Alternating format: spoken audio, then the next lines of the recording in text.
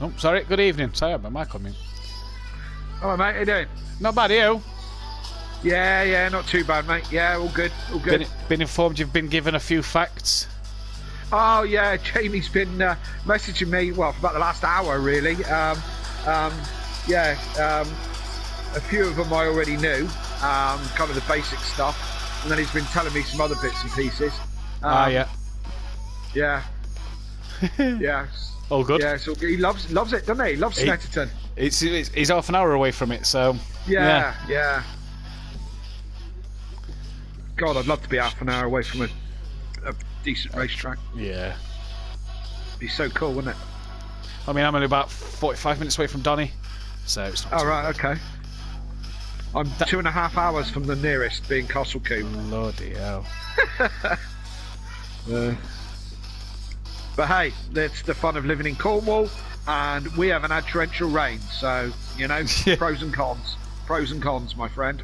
Well, last night, we had a bit of drizzle, and then got a text off the brother-in-law at about 11:30. Says, look outside. Looks outside the window. Just a blizzard near enough for about half an hour, settling on the ground, even though it was really wet, it was settling straight away. Yeah. Within an hour and a half after that, we had an absolute downpour, and it just washed it all away, and it was like, oh, okay. Yeah.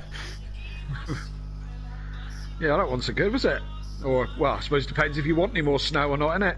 We all get jolly excited down here when it does snow, you know, because it's so rare that we all get really excited about it, you know, and think it's fantastic. I don't mind it now. I've got the kids. You know, they get to have kids love it, don't they? Yeah. Yeah, absolutely. Yeah. Yes, indeedy. So, all good? Everything set for tonight? All cool? All set up and ready to go. Yeah. Yeah. Everything went all right last night? Yeah, it ran well. I'll be there soon if it's okay. It's okay if you start the lobby at 8. I'll be there.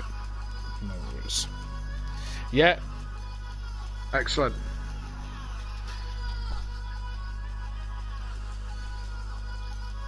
Oh, hang on.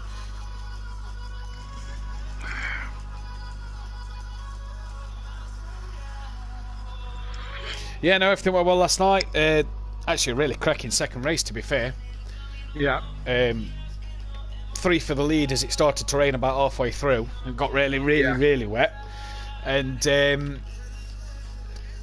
Dean in third started to catch the 2 leaders who were battling. Because them 2 kept making slight mistakes. And like, Dean span and Dan was the only one who sort of went, no, Dean's still in this, don't worry about it, even though they were about 11 seconds behind. Yeah. And then last lap, coming out at final corner to start the last lap, and second place caught up with his teammate who'd span. Right. Leader looked like his pad died or wheel had disconnected or something, so he went straight on at turn 1, and Dean come through to it race, and we was like, he won the race on the line as well that lap, and we was like, holy fuck. Yeah, okay. wasn't it Dan? I saw Daniel earlier, and he was telling me something about it. Wasn't he like 10 seconds behind or something when Dean 10 seconds behind coming into the first lap or something? Last lap. Coming into last lap 10 seconds behind, and it was like, just never give up. No, that's it. Yeah, absolutely. Right, I'm race director tonight, am I not? Yes, Is mate. that right? Yeah, same as Tuesday. Yeah. Pro group. Lights out in 10 minutes.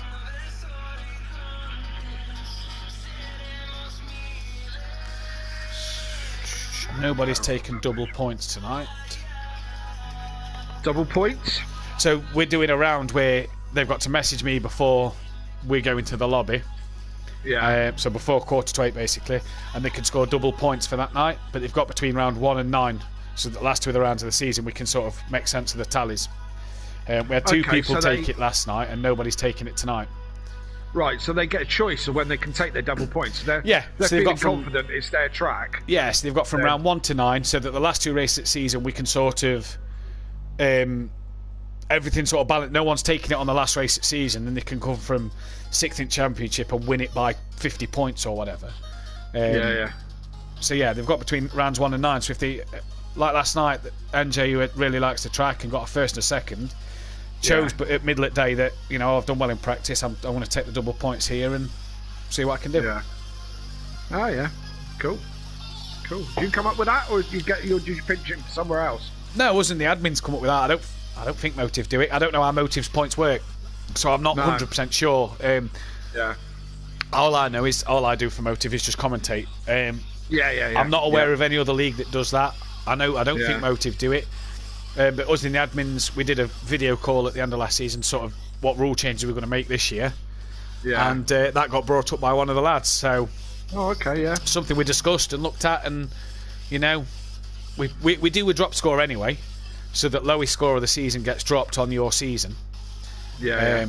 And we said, well, why not keep the drop score, but do from rounds 1 to 9 do a double point, so that. Yeah. Because there were a few drop scores last year that people internet connection and stuff. You know, it's like racing online. Yeah. That there was like one race, I think this guy was winning in race 1, his internet went, come back for race 2, was leading race 2 and his internet went again, so he scored no points. So he took that as his drop. He says, so why not make that, you know, on a track you feel confident on, provided you finish the race, why not let everybody take double points? Who we're waiting on? Keegs isn't here yet, neither's Deeks. The 2 Ferraris are here, Sutty's here. We're missing Phil tonight, he's at work. Oh, okay. I knew that anyway. Him, Sutty, and he misses 2, and Sutty Apex misses 1. What's that? What's Sutty miss? Sutty misses next week, and Phil misses tonight and round 5. Right. Gary's just got in. Just let me write down who's in actually. Ready for the pitch.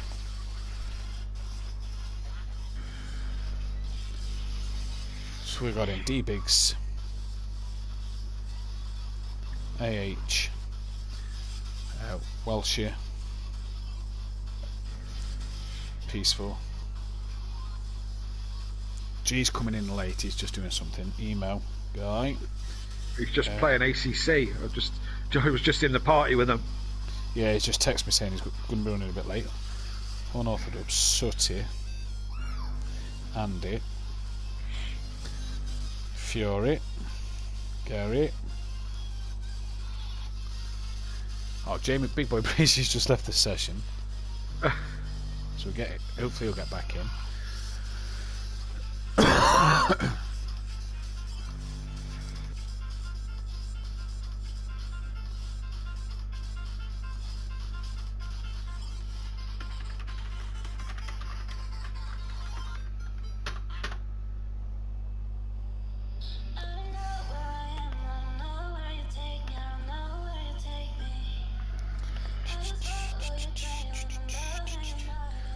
I've already made one slight mistake tonight as it is. Oh yeah, what was that? On OBS, on the thing on PC, you meant to input the stream link. Yeah. And I didn't. So when we go live onto the main screen, it'll just be last night's YouTube page, and then I've got to like input the stream as quickly as possible and make it full screen. So I already kind of made a boo-boo there, but it'll only take 2 seconds to fix. Right.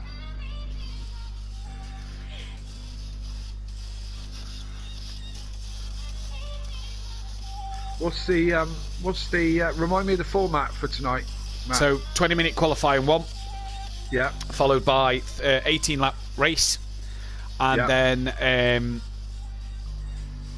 10-minute qualifying for race 2. But because there is only 15 drivers, top 7 can't qualify. Yes, yeah. So obviously the guys who finished 1st to 7th in race 1 can't qualify for that session, and then it's again 18-lap race 2 as well. Yep. Pit stops? Pit windows, lap 6 again. Right. Pit stops in both races? Yep. Yep. Okay.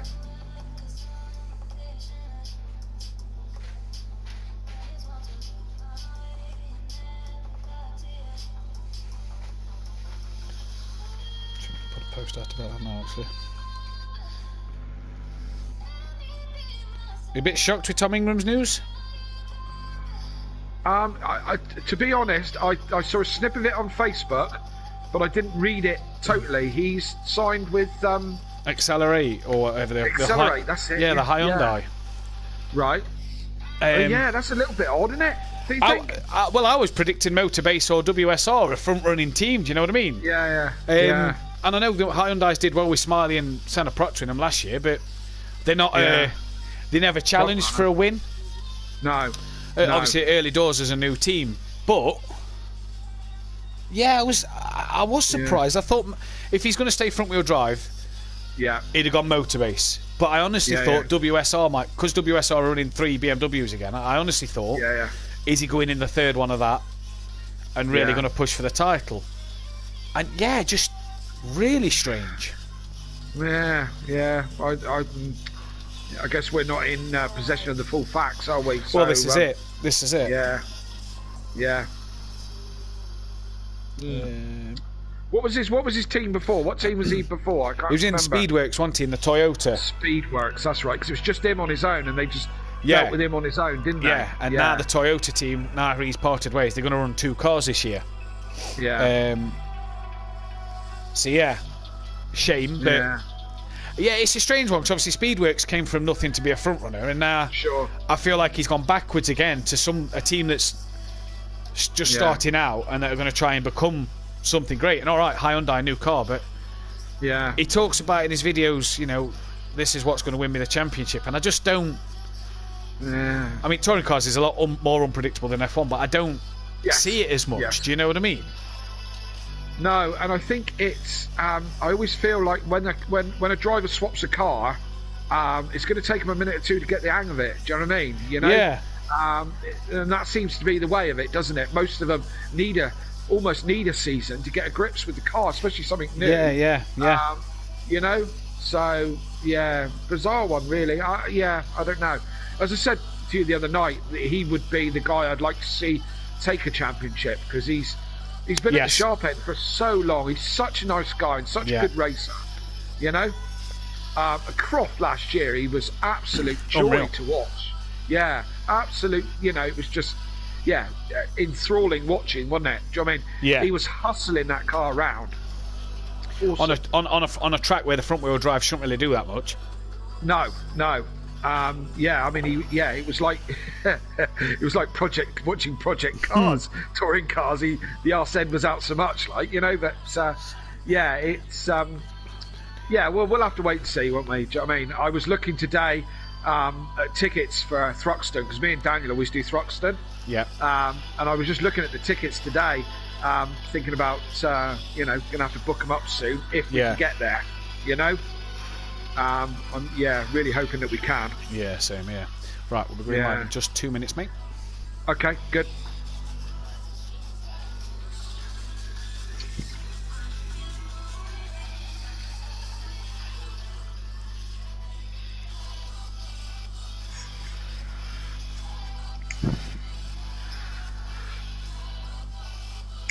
Oh dear. Right, what's up? Jamie's Wi-Fi's playing up. The guy, Jamie Brazier, who gave you all the facts in his home circuit, and his Wi-Fi's playing up. Oh dear. Switching it on, switching it off at the moment, is he? You remember that thing we said about the double points on a track you enjoy? It's a good job he's not text me. Yeah. Oh look, there's the scary tree. He's been telling me about the scary tree, and it's there on the you'll see that on an onboard shot coming out to turn 2. Right, and run that. And we'll be live in a moment.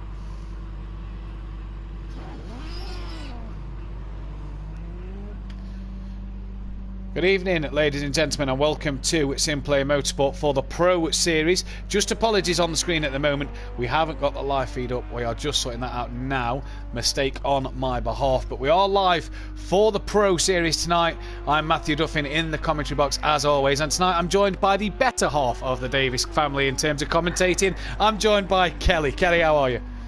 I'm very well, mate. Thank you very much. The better half, I like that. Yeah. Well, I said to Dan last night, I says I'm joined by the second half and the runner-up of the tier 2s of the Davis family. I kind of gave it I finished the introduction off from last night, if you will. Yeah, absolutely. Yeah, well, glad to be here again, Matt, on Simplay. A pleasure to be here. Looking forward to tonight's racing at Snetterton with the pros. Yeah.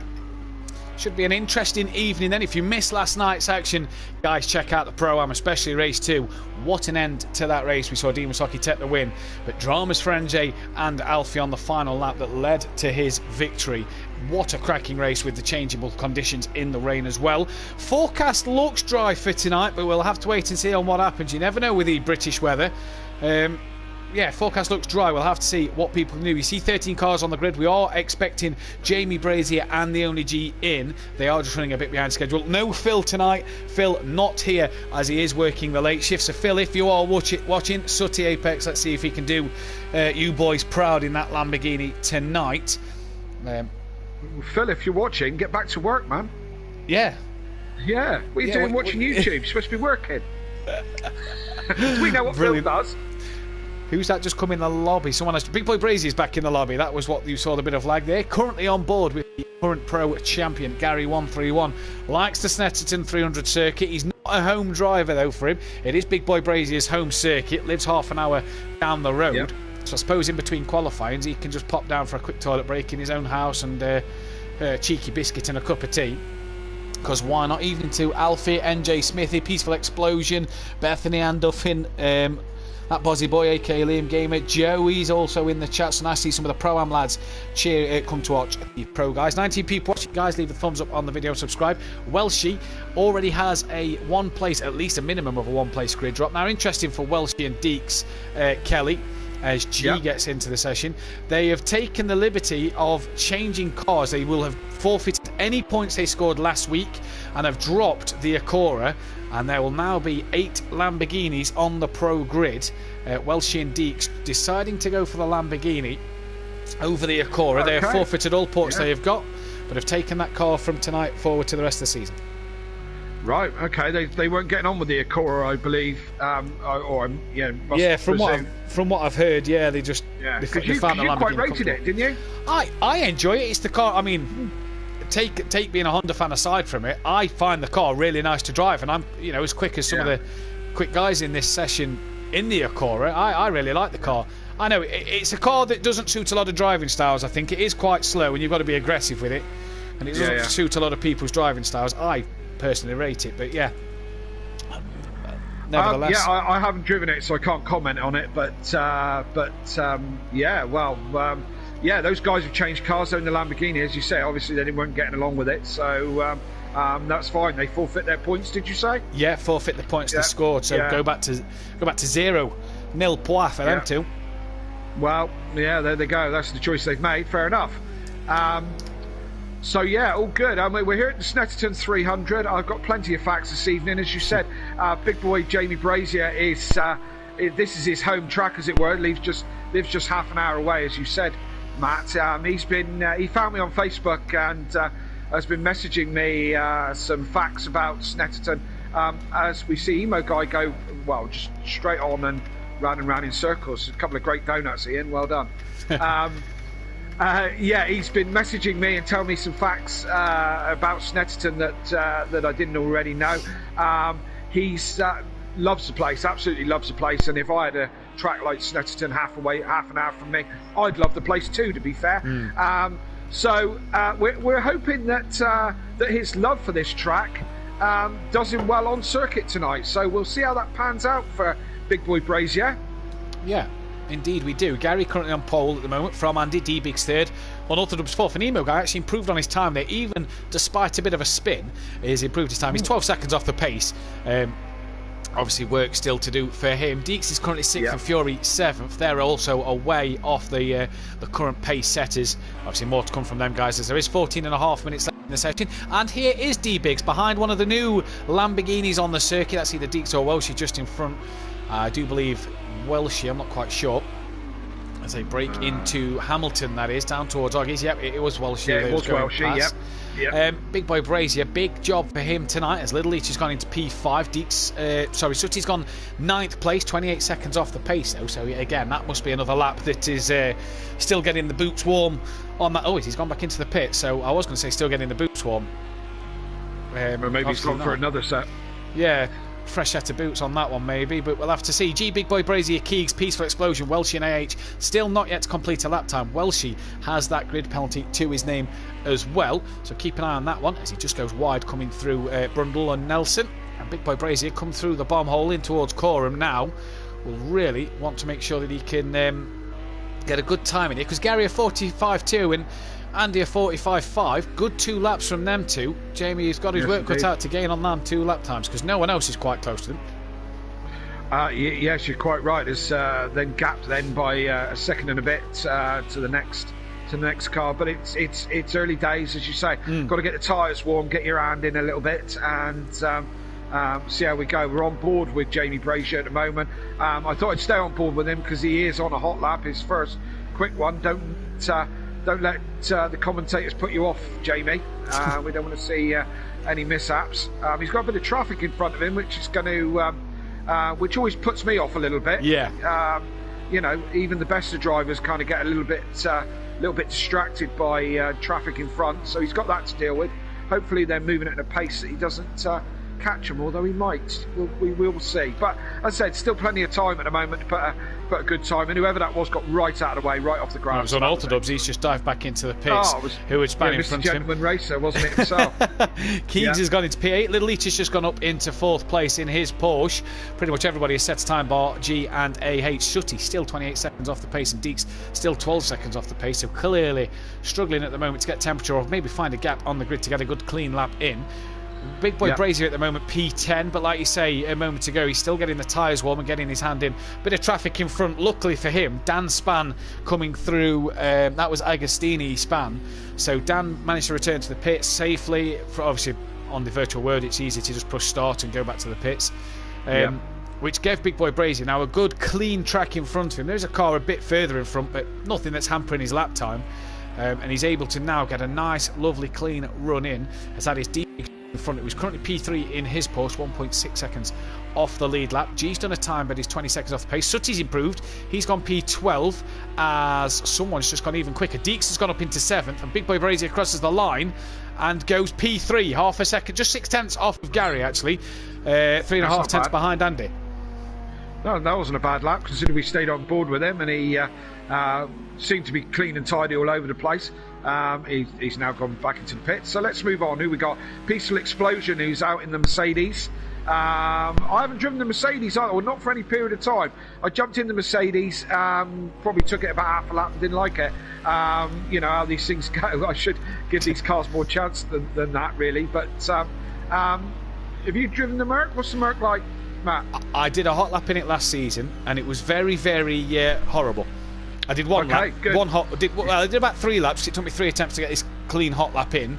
No, I didn't enjoy it. It is a car you've got to apparently. It's worse on default, apparently, so I've been told. Right. Worse on default and not very nice on the hard tyre is what I've been informed. But hey, peaceful and G like it. Yeah, well, fair enough. Yeah. Talking about G, where is the boy? There he is in the other Merc, or in another Merc. Currently in 4th position. He's the only G is if you're new to this. Oh, and as he just lost it on acceleration, the back end stepped out, threw him over the curb. That's the end of that lap. As I was saying, if you're new to watching sim racing, and you're new to watching sim play or even motive racing, you'll find out that the only G is quite some boy. He's pretty much the benchmark for a lot of these guys. He's quick in whatever formula. 32 world records to his name on the Project 32 Cars. World records to his name on Project Cars. He's quite the boy, and he does a mean donut on the grass. Lovely. That's as he's just doing his best McDonald's car park impression. Now it says his time is currently a second slower than Gary. It's actually 0.999, as he is under that 1 second mark. I mean, it's pretty much a second, isn't it? Big Boy Brazier is about to cross the line. Can he improve any more? No, is the answer to that one, man. G went back into the pits. Emo Guy still sat in the pits. We have AH currently down in 15th place, 14 seconds off the back. Sutty Apex, P14. The man who we said last week took the most poles last season, and he's struggling in qualifying at the moment in the Lamborghini. Unorthodox, so we're on with now, down in P10. 3.5 off the back of Gary at the moment in for pole position, but he's just a couple of hundredths off the back of Deeks and Emo Guy, and pretty much a second off the back of Peaceful Explosion. So if he can get that Ferrari dialed in, he could be in for a couple of places here. Absolutely. And again, we're looking forward to some action-packed racing this evening because there's so many quick guys in this series. I'm still the new boy to this sim racing online stuff, so on and so forth. But you start to learn the characters and who they are and who's quick and who's not. And there's so many good guys in this series. Do you know what I mean? So many people who are good, clean racers, and a win is capable by almost everybody on the grid. Yeah. So it is anybody's game.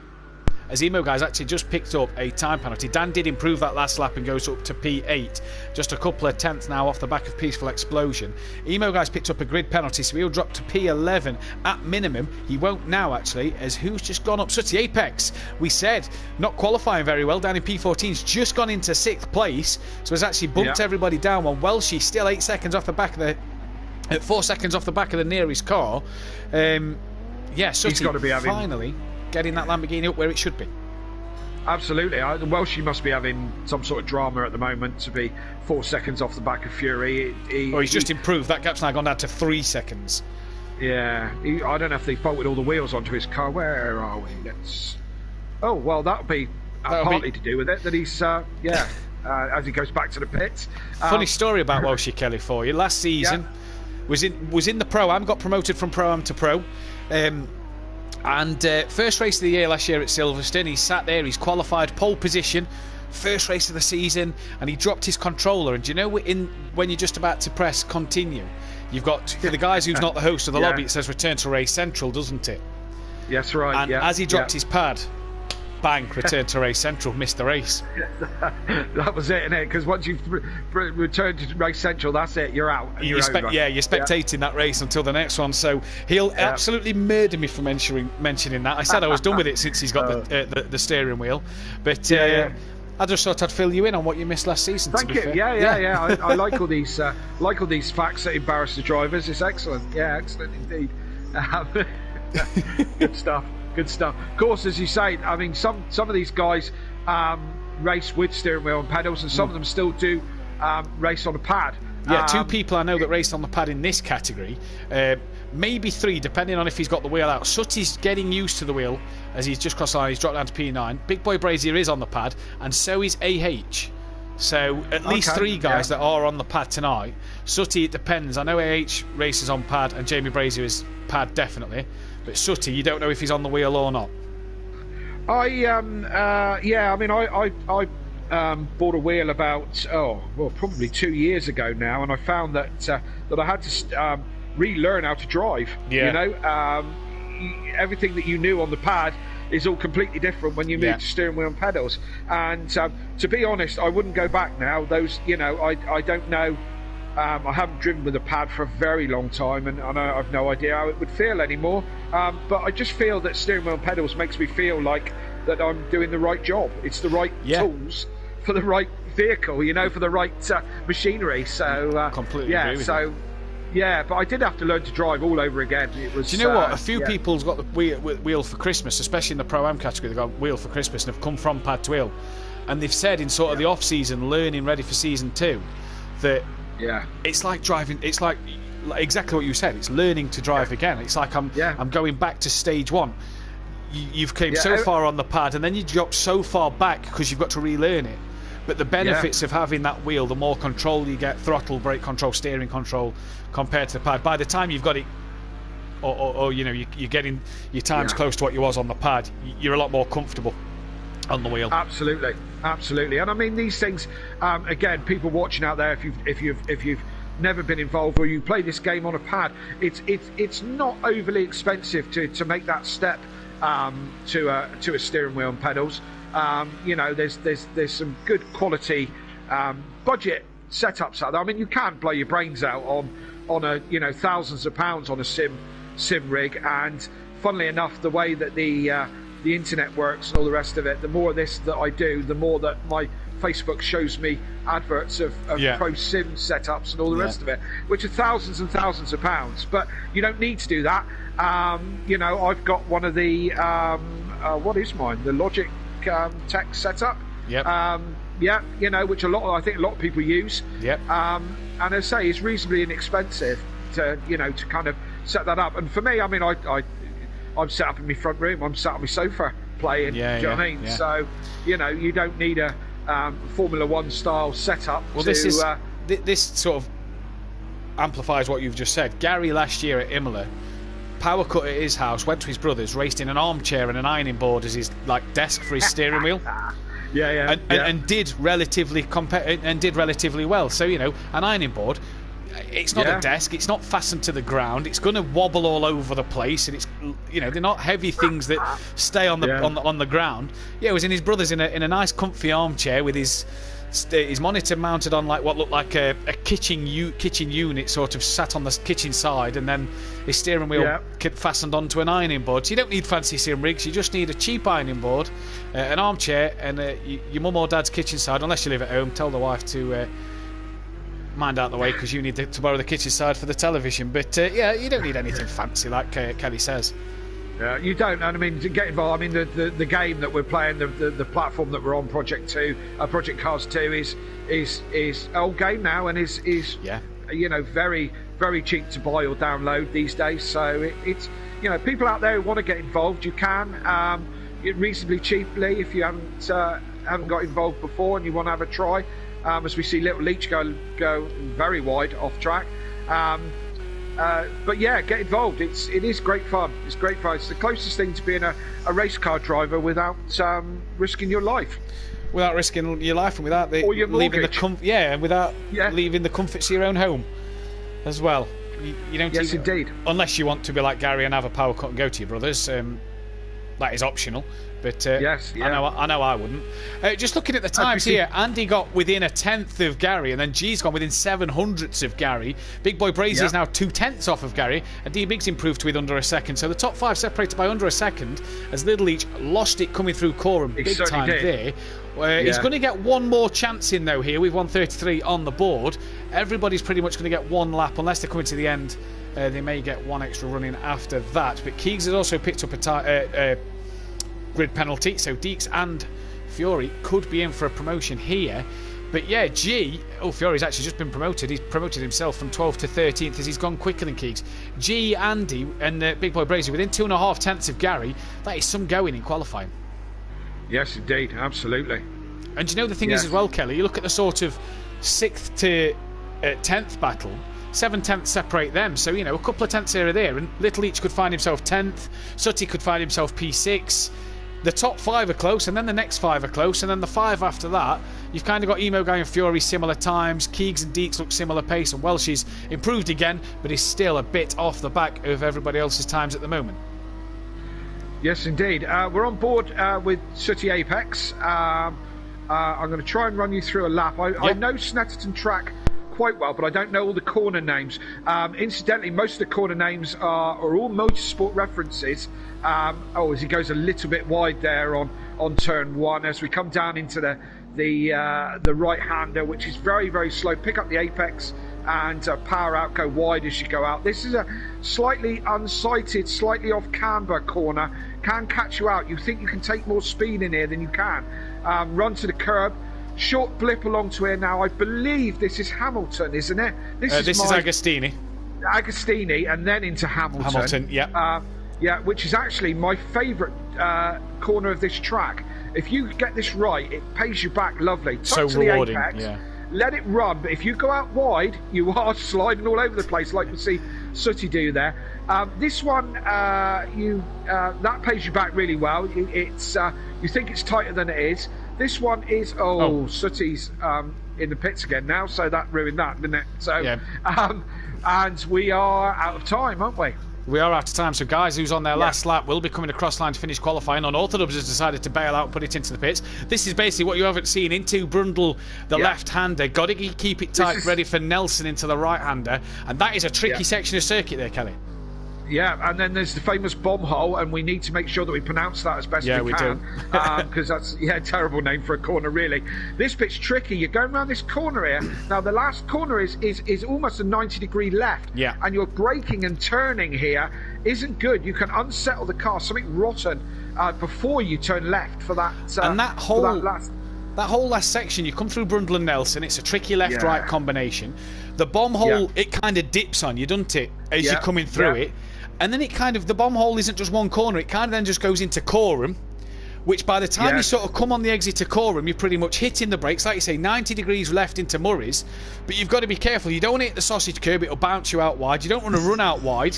You want to really keep it tight and try and get the nicest, cleanest exit as possible. As we see Big Boy Brazier left the session. He's back in, so he was in for that one. Then qualifying over, and Andy, we missed that at the end. Andy took pole by half a second, by 0.2 of a second there. Andy then on the front row of the grid. What a start to the night for him. We missed that one as we was going through the track layout there, but Andy on pole position, great lap for him. Gary then will settle for second place, just ahead of the only G. Brazier in fourth place with D-Biggs down in fifth, who was 0.8 off of Gary, ended up a second off the back of Andy. Little Eat sixth place with AH in seventh. Peaceful Explosion in eighth with an Orthodox ninth. Sooty Apex down in 10th with Emo Guy 11th, but with a grid penalty. Fury 12th with a grid penalty. Keegs 13th with a grid penalty.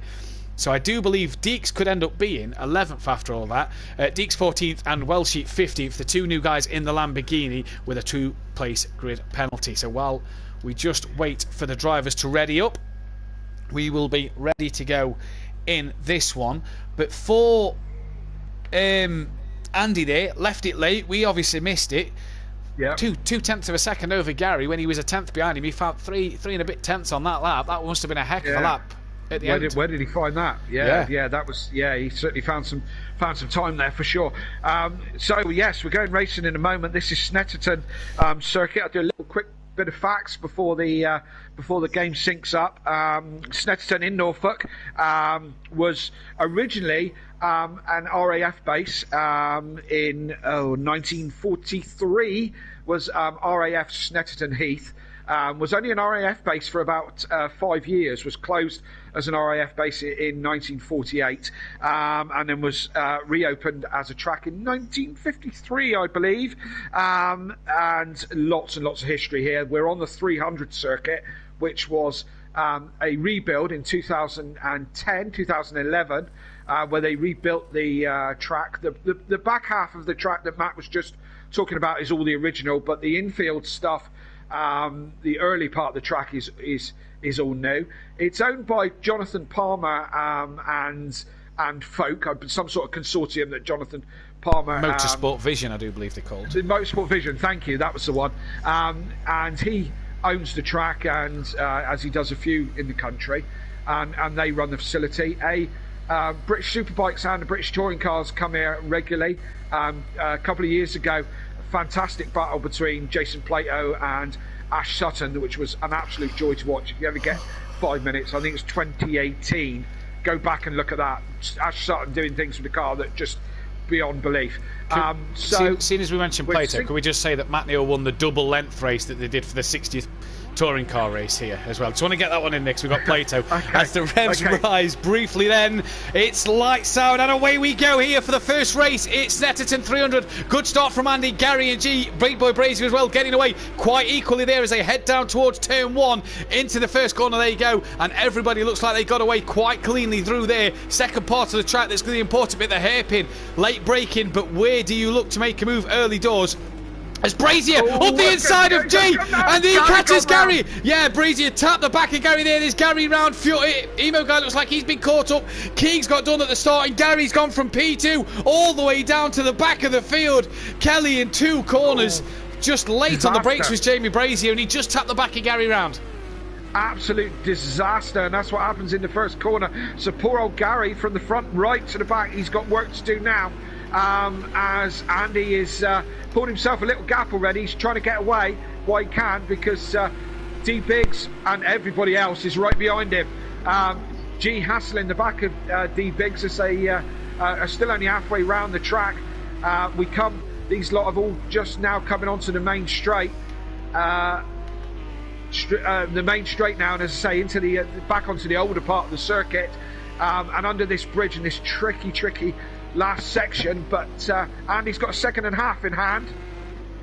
Indeed, he has, as they come into Brundle and Nelson now. D-Big's up to second place with with G hassling in the back of him, and really hassling in the back. Oh, Peaceful's got Brundle and Nelson wrong. A Peaceful explosion off in the background. There's one of the Lamborghinis as well. It's Welshie who is also off. Gary having a bit of a tap with Keegs. Gary's already back up into 9th place at the moment. So a stellar first lap. Well, a bit of a mixture of a first lap. He had the problem, and then he's worked his way through the grid already. Unorthodox, Emo Guy, and Big Boy Brazy. What's happened to Big Boy Brazy? He stayed down. I didn't notice he dropped that far down the order. He's just in front of Unorthodox, down in P13. So not the first lap. He didn't want to. Gary gets around the outside of Peaceful. Yep. I reckon Peaceful. Yep. We said how much that last corner, you've got to get a good exit. Peaceful clearly didn't there. No, he didn't, and Gary just drove right the way round him. Gary obviously on a charge now. He's got the bit between his teeth after that first lap incident. I say first lap, when he just started the second one. So Gary's still got a lot of work to do, but he's made up, what did he make? Like 7 or 8 places back up from the back, and he's crucially cleared this battle of about 6 cars from Big Boy Brazier up through Welshie and Sooty Apex and Unorthodox. If someone else goes wide, I didn't see who that was. Peaceful again, just on the grass. Yes. And where are we? And the only G's got past D-Biggs for second place, and he's got Andy in his sights now. We didn't see that. We didn't see what happened. But all action up and down the field. All action already in this race. Just Andy's lost it! Coming through Williams, Andy's lost it. G had to avoid him and took to the grass. D-Biggs is going to fly past him. The momentum down that straight is so important. And G lost out big time there as Andy had spanned the car. He's down to P7. Has he got it going? I believe he has, as he's managed to stay in front of Gary. Gary now up into 8th place. But what dramas here. Just as we was on about Andy and G just starting to break away from the rest of the pack, Andy loses it coming through Williams. G then had to take avoiding action, and this man D-Biggs leads this race early doors. Lap 2, we're coming to end it. We're going to get into lap 3 as we've lost someone from the session. We've lost Big Boy Brazier. Is he having the internet problems that we know he's had in the past? He won't score points here. You need to get to lap 14 to score points, so he's not going to score a drop here in this first race. G, though, hassling the back of D-Biggs as we go on board from the bonnet cam. And look at G, just biding his time, nice and patiently. Good driving from both these guys. D-Biggs goes defensive earlier. There's the scary tree just looking at turn 2 with its arms in the air, waving like they just don't care. As G round the outside, D-Biggs, just pushing him a bit wide there. Yeah. All right, girls, be careful. Yeah, handbags away. Yeah. As you can see, we're on board with G, and he's chasing D-Biggs down. He's right behind him. Never ceases to amaze me the amount of control that sim racers and real racers have this close when you're following a car behind. And another cheeky little Matt Neal there as we go round. Was that Agostini? Was it? It's through Agostini. And into Hamilton. This I believe is an overtaking opportunity just here. As look, G comes back to the inside. Nice move down the inside. Oh, where's Big Z? Let's I think Big Z's tucked in behind him. Gets a bit out of shape. Did he tap the back of G? I'm not quite sure. He was very, very close to tapping the back of G, but G just lovely cutback from him, and up the inside of D-Biggs through Williams onto the Bentley straight. They go now as they head down towards Nelson and towards Brundle and Nelson. I always get them to the opposite way around. G, we saw last week at Nürburgring, G had such a lead in race 1, but span a couple of times in race 1 and 2 that cost him at the end. AH has just got up into 4th, Heather Deeks behind. That's Andy and Fury trying to gain on them as well. Andy on the grass, all over the grass. He's got Gary, as Jamie Brazier's just commented, his internet has gone again, so he's having problems. We thought he'd sorted this out last season, but no, still having the problems as they come round Coram towards Murray's. There's a bit of a train forming from AH down towards Gary 131 then, and AH at the moment, I think he passed Deeks coming through Brundle and Nelson, so maybe he'll start to pull away from that little group and try and hunt down the back of Little Each just in front. But he's already 1.7 out front. What a start from him since he's got past D-Biggs. He's done absolute bits at the moment. Yes, absolutely. And this is probably the best battle on track at the moment. These guys all in really close. Look at Gary. Gary trying to have a look down the inside of Andy. And again, a little bit of handbags there as they push and shove each other. He's done him. Yeah, Gary's got in front of Andy. Oh, had a bit of a Andy slide coming through the corner. Lines. Yeah, I thought Gary looked a bit sideways coming through the corner as if the rear end wanted to step out.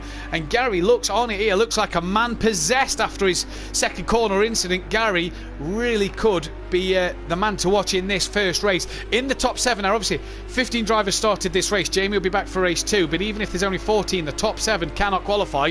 So at the minute, Gary will not be qualified for race 2, but I'm sure he will not mind that one as he's... I'm sure who's that? Oh, Fury! That? Fury's just binned it coming through Oggies in towards Williams, and Fury still not got going yet. He's lost out to Keegs. Has he lost out to Sutty? We'll have to wait and see. Big Boy Brazy in the chat as well. Sorry to Gary. He obviously knows he was in the wrong there.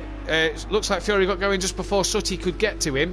But Gary up in front of Andy. And I said AH passed Deeks last lap. Deeks hasn't been dropped by AH here. He's kind of keeping with him. Yes, indeed. And these guys, as I say, still in very close contact. What happened to Dan? Dan's right down at the bottom. Yeah, we didn't. That was early doors. He was down the bottom, I've noticed, but we didn't see what happened to him. So I don't know if he got caught up in that drama at turn 2 on the first lap. Just looking at his lap times there, he did a 2:01 in the last lap. So that's 10 seconds off the kind of sensible pace, you know. So yeah, I don't know what happened to him. Something we missed off camera, I suppose. As we continue on, there's someone in the pits already. AH in the pits. Yeah, AH in the pits. Pit lane is open, isn't it? Lap 5. No, lap 6. Pit lane's open. Lap so 6. AH, obviously, right. you can pit if you've got substantial damage and the car's not drivable. But we saw AH was P4. Now, unless AH had a moment, or has he had a drive-through? Maybe, because he was in and out quickly. Yeah. So, was that a drive-through penalty? Sorry, Matt. Look at Gary. He's up to 4th. Was just about to comment on that when I saw on the standings there before you turned to him. Gary up to P4. He is driving like a man possessed. Yes, he certainly is. We probably shouldn't talk about him for too long because in a minute he'll be spinning it round. Only joking, Gary. Don't do it. This man, Sutty. Who else is close? He's on the back of Fury. Fury obviously got going before Sutty could come round. But for Sutty, Apex... runner-up last year in the Pro, obviously a lot of quicker guys coming into this series today. Sutty might, as well as him learning the wheel, maybe looking at a midfield sort of running this season. That's currently where he is, P9 out of 14 finishes at the moment. We did have 50 starts, obviously running on his own tonight. His teammate's not here, he's working the night shift. So Sutty Apex on his own, and what can he do? He hunts down the Ferrari of Fury. One thing that Sutty will always say is that he's got no front downforce on that Lamborghini because it has. It doesn't let you change the downforce. It's at 0, and that is it. There is no front downforce setting on the Lamborghini. All right. He'll always bug me and remind me about that. But let's see what he can do here. He may not need the front downforce down the 2 straights. He should fly down them and get on the back of Fury. That is Keegs just ahead of Fury up into P7. Unorthodox then didn't pit, but has lost out to Welshie, but did a better lap last time around. So he's lost out to Welshie, but actually set a faster lap last time around than Welshie by a fair few seconds. Has he had another problem this lap as he looks well off the back of Welshie? He'd say he was 4 seconds quicker last time around. Oh yeah, he doesn't seem to be holding any real damage as such. And his lap times are back where they where they should be in the 149s. There you go, 53. So maybe just a mistake like that then, Kelly. Yeah, maybe he's saving himself for race 2. I don't know. Could be. We'll have to wait to see what Unorthodox will do later in this race. G 3.6 out front. Peaceful's past Emo Guy, and Emo Guy's going to still hunt him down in that Lamborghini. 8 Lamborghinis on the grid, although 2 of them are missing. Big Boy Brazier and Phil not on the grid as Big Boy Brazier's internet connection disconnected him, and Phil, obviously, like I say, not here tonight. But we still have 6 other Lamborghinis, and Peaceful Explosion in his Merc has just pulled a bit of it. He got a better run through Agassini and got a good bit of a gap on Emo Guy there. Gary now catching up to the back of his brother. And Kelly, we saw over at the Motive Racing channel, these two came to blows at Austria at the Red Bull Ring the other week. And had a bit of a touch. Let's hope nothing of that comes to sort here, because Gary's on a mission. He's a lot quicker than his brother, so surely team orders will come into play. Absolutely, and I believe that is Gary team leader. These guys are the same team as we just pushed out. They're also brothers, aren't they? Yeah. Being that I believe that Gary is the older brother. Gary is the older brother, yeah. He's the littler one.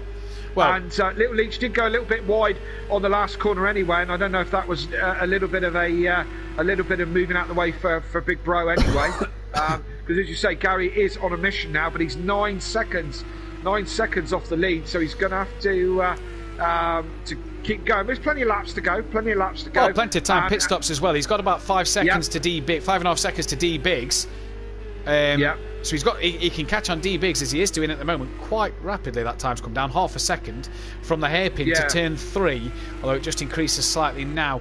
But Gary, like we've said since lap 1, he's kind of possessed here, and he looks like he's just driving the heck out of that Porsche and really looking to get on the podium.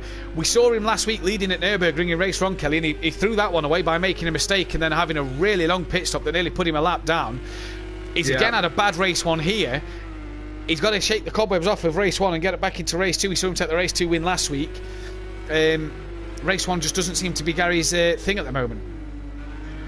No, indeed. But as I said, there is still a little way to go before the end of this race. So still anything can happen. So we'll have to keep a watching brief on that one and see how he pulls down the gap to D Biggs. Let's move on to who else are close. Look at this battle. Sooty, Apex, Fury just in front of him. And they're gaining on Keegs as well. They certainly are. So probably one of the best battles. So Andy's quite close to the back of Deeks. Yeah.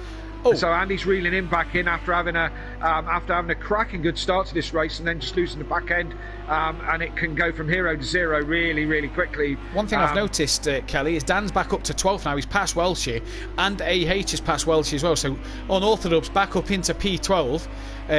And 10 seconds off the back of Emo Guy. Still half this race to go, so he's still got time to try and gain on Emo Guy. Pit window is open, so we should expect to see guys in as he's very wide at the exit to Nelson. And AH up the inside into the bomb hole. Watch for that dip. You don't want to be too far out wide as you go through that dip. It can really sort of throw the car off balance as you go through it.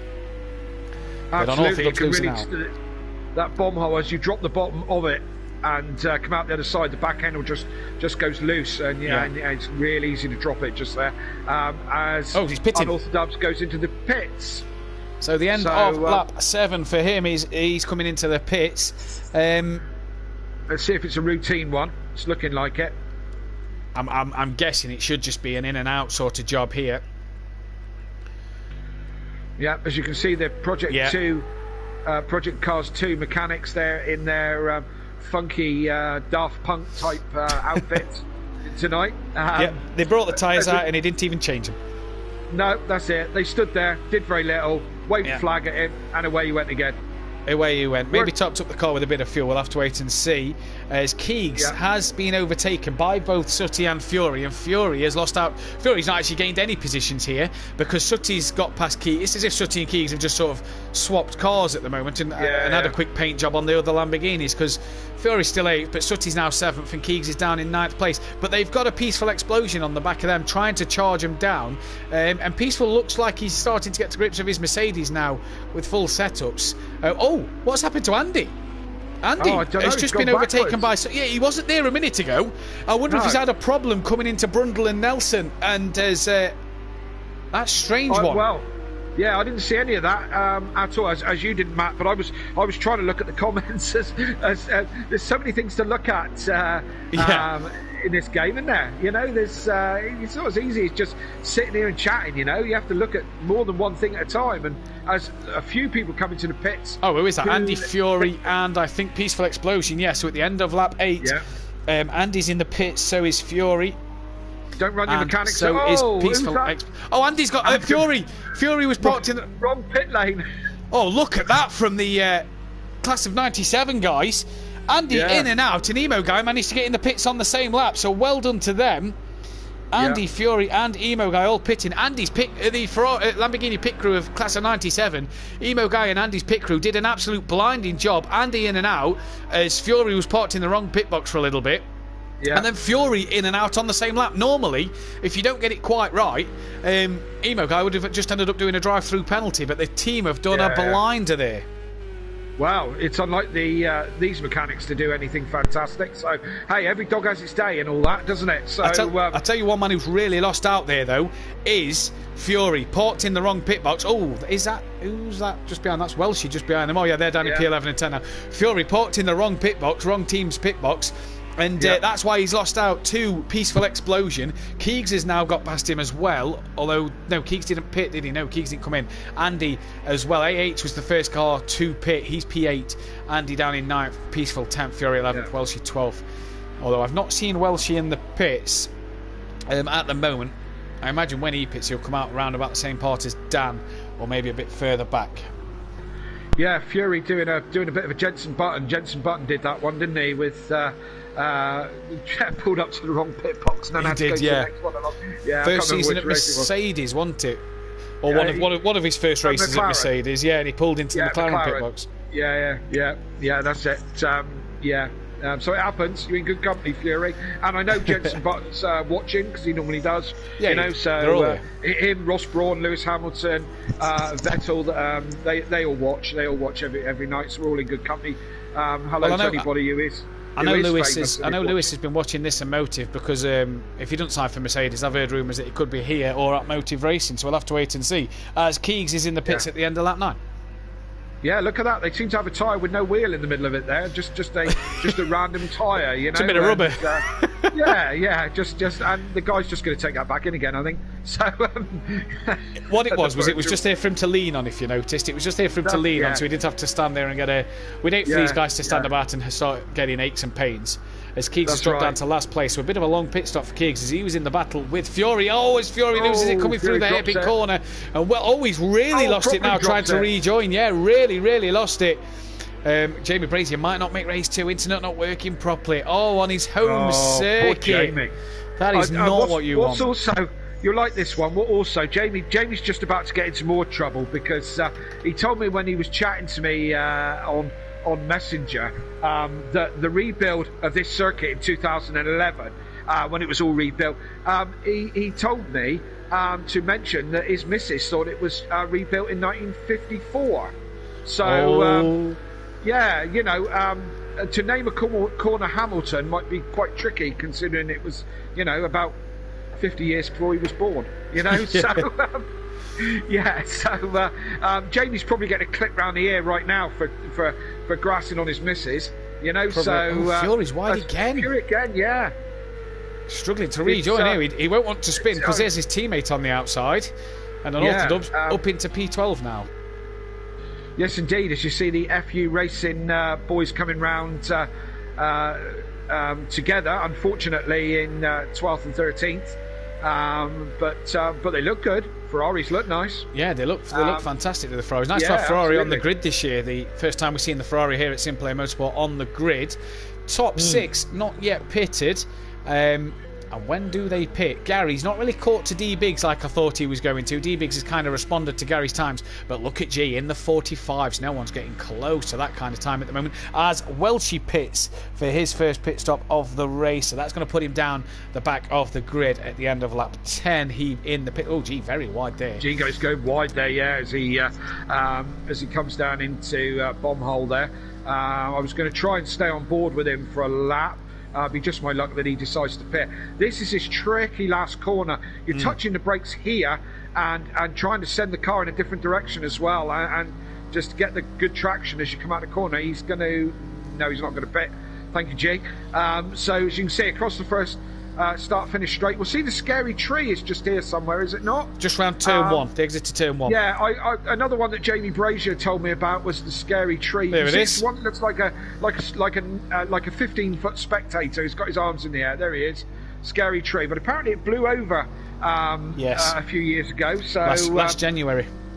Last January, the scary tree blew over. So what a great little fact. It's better than the toilet ones, isn't it? Although I'm sure Snetterton's got great toilet facilities. Jamie was telling me about that one. He also told me that Snetterton used to be the home of one of the biggest toy shops in the country. The Big Shop, apparently. Yeah, but, interesting fun fact. Unfortunately, it's not there anymore, which, is a shame because... I've just noticed sorry to butt in, Kelly. I've just noticed Gary's pitted from P3 and has came out. They was that far ahead of Sutty. Sutty may not gain any extra places in this race, as Gary's came out P5 ahead of Sutty Apex. Albeit a couple of seconds, but Sutty could be in trouble when everybody else in front of him pits, because Gary's done his pit stop and, like I say, has managed to stay in front of Sutty Apex. So well clear of that which means D-Biggs and G will be well clear of that. I don't know about Little Leach and Deeks, if they'll be well clear of Sutty. We'll have to wait to see when they pit. Here's a battle on track between AH and Andy. Kelly, I'll let you carry on. Oh, no, it's not a problem, Matt. I was pretty much talking rubbish. Do you know what I mean? So, I'll tell you one thing I remember about his track while you was on about facts. Do you remember the other year, Hunter Abbott in the Power Maxed, I think Chevrolet, off the start line, got clipped and ended up rolling into the scaffolding on the outside of the start straight. Do you remember that one? Yeah. Do you remember that? That was a nasty one. Yeah, took one of the. I mean, there's always action in touring car, but that was one of the really weird ones, wasn't it? Yeah, he kind of hopped the fence and took the scaffolding down. What was strange about it is they obviously wasn't up to racing speed. It was off the line, wasn't it? So it wasn't like they'd gone. So someone had come together at racing speed. Andy has a problem coming through Brundle and Nelson then, and he's going to tuck back in behind AH as he loses out a bit of time. Take a slowdown, isn't he? Is he going to take a slowdown on that one? Yeah, I think he's. I'm not sure. I'm not quite sure. Deeks though pits at the end of lap 12. But yeah, that was a real nasty one. Say he wasn't up to racing speed. No, that was definitely a crazy one. I remember seeing that one live. Live on TV. Talking about crazy incidents, do you remember the Porsche one at Thruxton? Oh God, we are going back probably a decade or more. The Porsche GT3 race where the just coming into the chicane, or on the exit of the chicane, one of the GT3s rolled and basically rolled and tumbled, went straight over the top of the fence. Yeah, I've seen that. Do you remember that one? I've seen that, yeah. Me and Daniel were there when that happened. Oh, lovely. We were standing there when this Porsche GT3 basically hopped over an 8-foot fence. As we see Gary getting, come on Gary, hold it together. Got a real tank slapper on. Really did. Yeah, he's done well to make sure that hasn't gone round. Endace just said, didn't he knock the cameraman off his perch? He did, if I remember rightly. The cameraman had to jump off, leapt off the scaffolding. No injuries, luckily. There was one GT4's touring cars not kill. If I remember rightly, it was Tom Ingram in the GT4. Didn't get going off the line. And not kill the start line. The leaders are pointed downhill, then mid-pack are sort of on the hill, and them at the back are uphill, aren't they? Yes, indeed. And as they got going, Tom Ingram's car stalled, I think, and was stuck on the line, and someone from the back of the grid couldn't see him, and bang, made a mess of that GT4. And it's not the I mean, as you can see, these two we're chit-chatting about old races, but Andy's just put a move on just before just under the bridge as they went through there. It's a brave spot to try and do that just there. It is. Again, referencing touring car a couple of years ago, and Plato turned Sutton round just there when they were fighting in that epic race a couple of years ago. Plato turned somebody round? I don't believe you. I don't good believe old Jay. you. Good old Jason Plato. Yeah, absolutely. Good evening, Jason. I know you're watching. You and Matt will be sitting there and having a cup of tea together. And best buds now, aren't they? Best buds since they did the interview on YouTube the other week. Best buds now. D-Biggs has pitted. Since they've all been rubbish. Nothing to fight for, so we'll make friends. D-Biggs and Little Eats pitted on the last lap, and D-Biggs has came out really close to Gary. Gary looks like he's now could be in for a second place. G still to pit at the moment, just looking at my notes. G and Sutty, the only two left to pit. Sutty's up to P4, but obviously will not finish, so he's got to pit. Gary's made good ground on D-Biggs then, hasn't he? Made great ground. Whether a long pit stop or just undercutting, working better for Gary. He's made some great ground on D-Biggs, Yes, absolutely, because he's right in the hunt for that again now. So we'll try and keep an eye on that the best we can. Again, those of you who don't know how these systems work, we only get an opportunity to see what's in front of us. We don't have a fancy studio. In fact, we're not even in the same part of the country. No. We do the best we can to follow the action the best we can. and we'll keep an eye on this one. Indeed, both these guys in the Porsche GT3, which can be a handful at times. Yeah. The 911 as a road car, as the real thing, is well known for being a bit of a handful. So not that I've ever driven one, but I just want to ask, what's happened to Andy? He was ahead at AH. He's down to P9. I'm looking on my timing screen.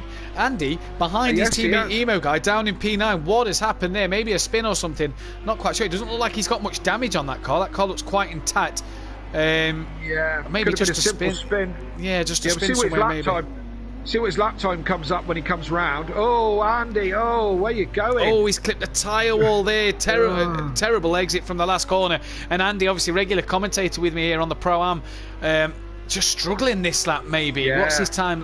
What's the time as he crosses the line? Having a bit of a shocker he is, for certain. A 2:09, so a really bad lap for Andy there. Then the guys are all on the 14th lap, so they've all made race distance at the moment. This battle between Gary and D Biggs though hotting up with Sooty Apex and G still the only two cars yet to pit, but this battle for P2. And I tell you what, watching last night, Kelly, this section of the track here through Williams onto the Bentley Straight with the rain was absolutely horrific. The puddle that formed on the inside and sort of across the track as G comes into the pits was absolutely horrific, and it was catching a lot of drivers out. G then, look at that, the Lollipop's man's not even stood in front of car and G's finished his pit stop. So well done the pit crew well done Forever Forward Racing pit crew there for getting him out. The cameramen there, they're doing a great job. They're all 5 of them spread out, 2 metre distance and all.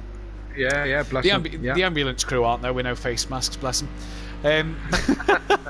As we come through then the first corner, G on lap 16 doing absolute bits in this race, but this the main battle at the moment between Gary and D Biggs for the second and third spots on the podium. I don't think they're going to be caught in this one, and I don't think they're going to catch G for the race win. G will make it 2 race wins out of 3 if he can win it. Sooty Apex pits as well, so let's see where Sooty Apex comes out the pits then. How many places is he going to lose? There goes Little Leach and AH. The teammates, Shake and Bacon, Leach Motorsport, the other guys battling then for 4th and 5th as Sooty's away. A lot of wheel spin as he leaves his pit box. You don't need to put the rubber down now, Sooty, mate. It's not a Formula 1 race where you need to lay the rubber early doors to make sure it's grippy when you do come in for your stop. Oh, he's only lost the 2 spots then. Comes out P6. So not a bad pit stop for Sooty Apex. Yeah, not too bad. Not too bad at all. But sorry, go on. Sorry, guys. Yeah, you go on, Matt. I was just about to say, so the 2 teammates of Gary and D Biggs battling for 4th and 5th, as these 2 are battling for 2nd and 3rd. So it's Leach Motorsport versus Shake and Bake Motorsport for both battles on track at the moment, although this one being the closer battle of the 2. AH trying to hunt down Little Leach, there you see. Just looking at the other times on the screen, Andy and Unorthodox looks a close battle as well at the moment. Apart from that one and this one, that one and the Gary one, there's not much between the other guys. Quite a bit spread out at the moment. Couple of guys having some shockers. Andy having a shocker. Dan having a shocker. Yeah. Keegs is... we don't know what's going on with Keegs. Yeah, struggling. Yeah. As I say, a few guys having a bit of a shocker. Again, Ian, Emo guy, he's usually up a bit further up the sharp end, but someone's got to be at the front, someone's got to be at the back, haven't they? That's the case, isn't it? That's the way it works. Yes, indeed. I've just noticed here though, Kelly, 18 seconds was the gap between G, Gary and D Biggs earlier. It's now down into the 12-second mark. Has G made a mistake? You see, 158. Was that his out? No, that wasn't his outlap. He pitted at the end. No, it was his outlap. Sorry, from the pit. So no, it must have just all sorted itself out then, because he's just done his last lap was a 158. Being outlap from the pits. Always Gary goes very wide, hops across the curve, won't lose too much speed there, but just keeping that concentration. Let's D Biggs. Let's go on. Try and go on board. Into Agostini he goes. He's really trying to get on the back of D Biggs, on the camera of the bonnet of Gary 131. Then as they see come into Hamilton here. Into Hamilton. D Biggs! D Biggs! Oh! Gary takes a void in action there and just inches away from clipping the back of D Biggs.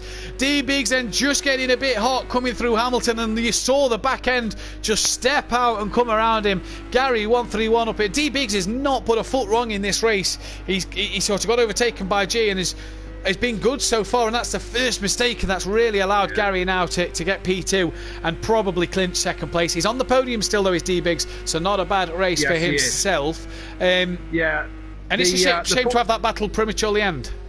Yes, I mean, the saving grace for D-Biggs there was that he is a long way in front of Little Leach. So, he's still on the podium and he hasn't lost, gone from like second to ninth or whatever. Yeah. Unfortunate. And I said, you just put a wheel out of Hamilton. You just put a wheel on that outside curb, just off the curb and onto the grass. It'll turn you round straight away. It really will. G then on his final lap, and you've just gone to the man I was about to say. Emo Guy Peaceful and Sooty Apex could be one to watch as we come to the dying parts of this race. We'll obviously cut to G at the end, towards the end of the lap a bit later on. But this battle at the moment, 3, 4, 6th place here. We'll also keep an eye on Little Leach and AH as they seem to get a bit close with each other. But this man has not put a foot wrong this race. Could have got caught up in that turn 2 incident on lap 1, didn't, and he's managed to just pull away into the distance ever since. Yes, indeed. He's some boy. Is our only G. He's been playing the team LH role and looking to sign his £40 million deal from Mercedes.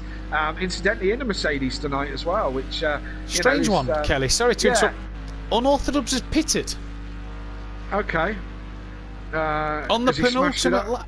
I mean, I can only assume that's what he's. Yeah, I can only assume that's what he has done, because why would you pit this late on? Keegs has just gone past him. G, though, was coming through the final couple of corners into the bomb hole. He is there. Look, through it into Coram, and G's not going to throw it away from here. He's been a man on a mission. 2 race wins from 3 at the moment. He'll start in the reverse grid race towards the back of the field.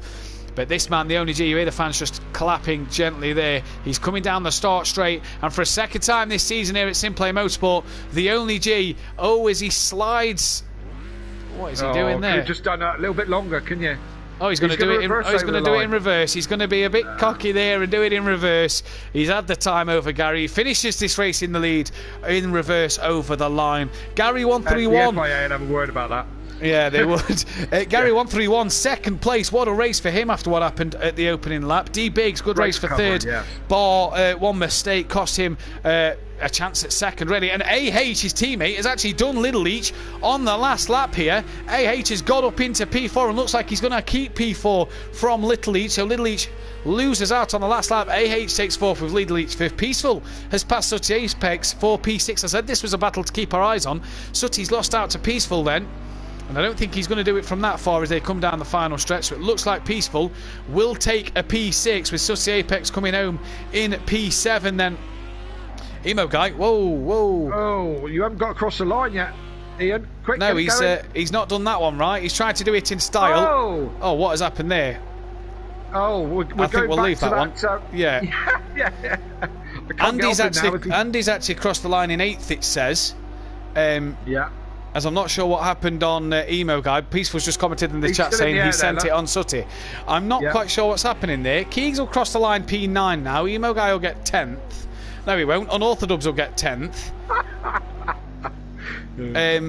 Emo Guy's actually he's had to retire from the race. So, I mean, we'll classify Emo Guy as I don't know where we should classify him. We'll have to speak about that one in the admin chat. So Emo Guy will get classified 14th at the moment. Andy then crossed the line 8th. Keegs gets P9. Not the race Keegs would have wanted, I'm sure. I'm sure he'll be back in race 2 to carry on his momentum. 10th place for Unorthodox.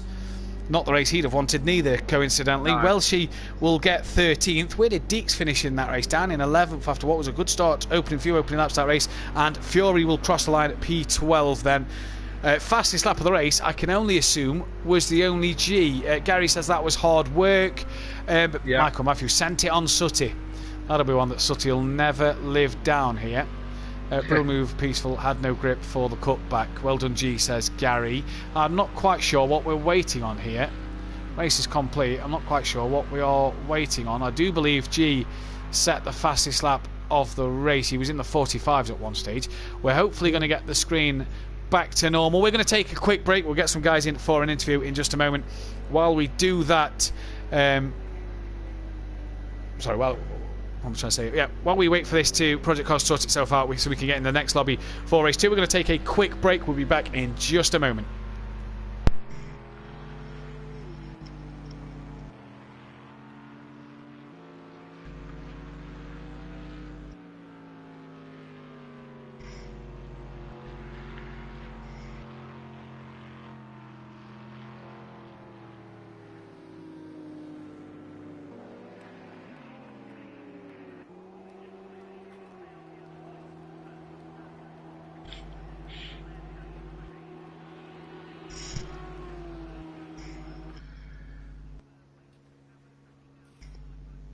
There we go. Look, it looks like it's done it.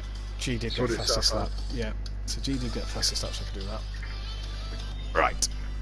Right. I'll be back in 2 minutes. Yeah, if I'm not here, I'm going to go to the toilet as well. That's where you'll have an invite from me for the next lobby. Okay, we'll do. Right.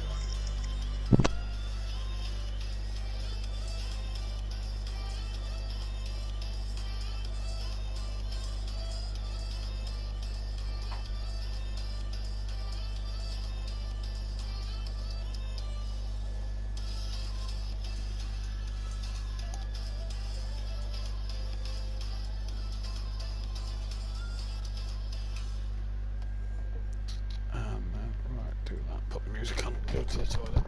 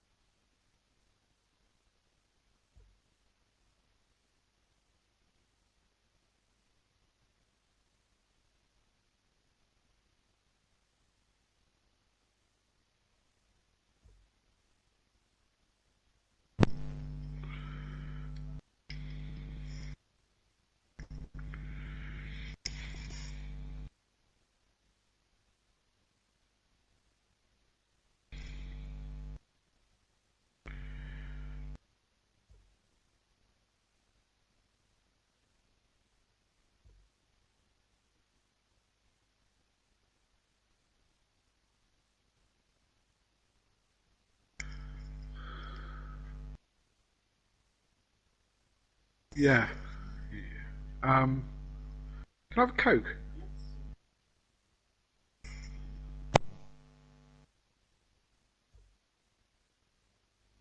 I'm back. Yeah, me too. Oh, that went well, didn't it? That was quite a good race, that. Yeah, it was alright. Yeah. I kind of wished it had rained in Snetterton today. Because it really made a difference last night, that wet weather. Yeah. It's dry all the way through. Dry on the next one as well, yeah? Yeah. Yeah. It's like the only place in the country it didn't rain, is it? Pretty much what it sounds of it. Oh, that in Cornwall, when the sun just shines here every day, all day, you know, so... I wish.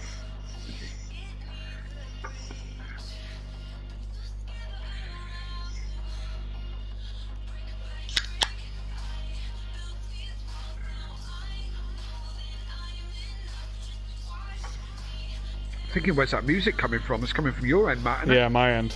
Yeah. I'm sitting here looking at all my devices thinking, you know, because I don't know about you, but I got obviously telly going, I got laptop going. Yeah. Your voice gets streamed through my hi-fi, so I don't have to wear the headphones.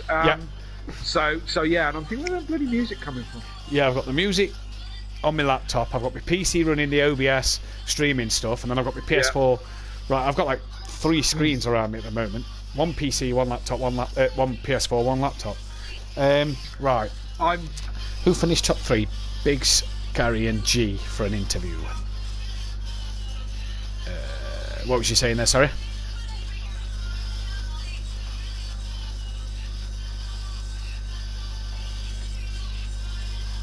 Yeah.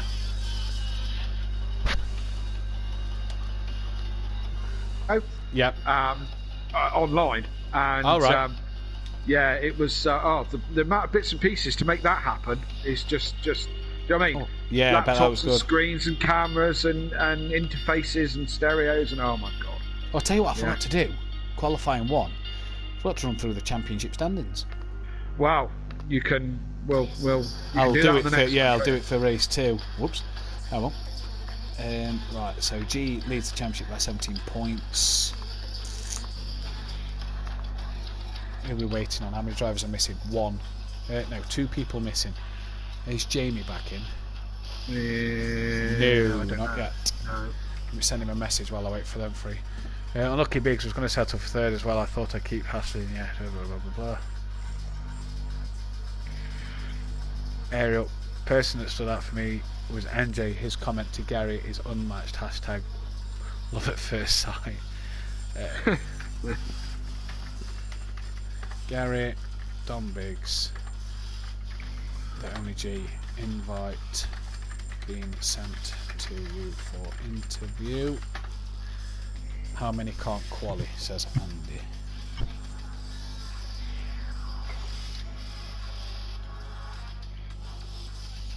So I'll message him now.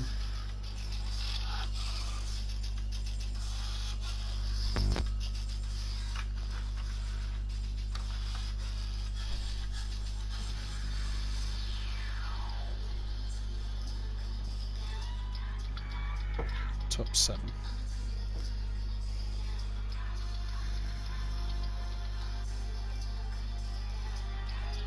Who was top 7? Cheers, bud. Where did email guy finish? Email guy would have finished 8th.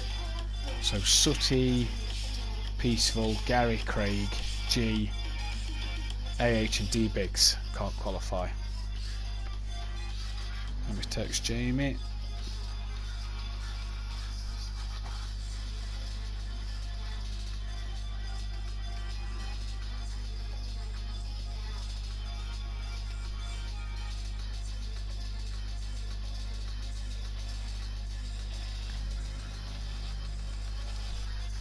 G! Turn your stuff on, G, for an interview. It's on now. Yep. Hello, G. Oh. Just waiting to see if I'm just waiting to get a message back from Jamie before we start quali, because obviously he disconnected. That was relatively straightforward, wasn't it? Did you like my reverse in the line? I wondered what you was doing, to be fair. I thought you'd messed it up. I think the FIA should have a word with you about that. Yeah. I had a moment of panic because I was like, shit, the car's not turning around, but I just got on the throttle. Did you see Ian's? Yes. Did you see his engine damage? Let me show you. No, I didn't see his engine damage, but we could hear it over revving while it was bouncing through the air, and obviously it glitched him out. He couldn't cross the line. I'm sending it to you on Discord. Okay. Why has he got bad? Did he have bad engine damage on? What do you mean files are too powerful? Too much engine damage. That's what it means. Yeah, what the hell? Copy link. By the way, Bert, while I've got you, you know that setup I said I had for F1? Yes, mate. Turns out it was just default. Oh, brilliant. I went to give it Keegs earlier, and I went through it with Keegs, and Keegs went, Matt, I've not changed anything. The bloke must have done a time trial lap on default setup. That's superb. Right, I've sent it. No wonder it felt planted. So we had 100 damage on the rear, 16 on the front, but 214,748,364 engine damage. Who had that? Emo guy. It's fucking mental. Flying in the air. Oh, that's glitched out a bit. Where's James? Where's... It's top 7, Matthew Duffin that can't qualify. Biggs was unlucky there. Alright, I'm just going to have to start with that, Jamie, because I can't keep... He's not read my message. Didn't he buy that Ethernet cable last year or whatever it was for last season? I have no idea. He did. He got a TP link. No, because he was commenting on stream, Beth. MTP links are fucking brilliant. Yeah. True.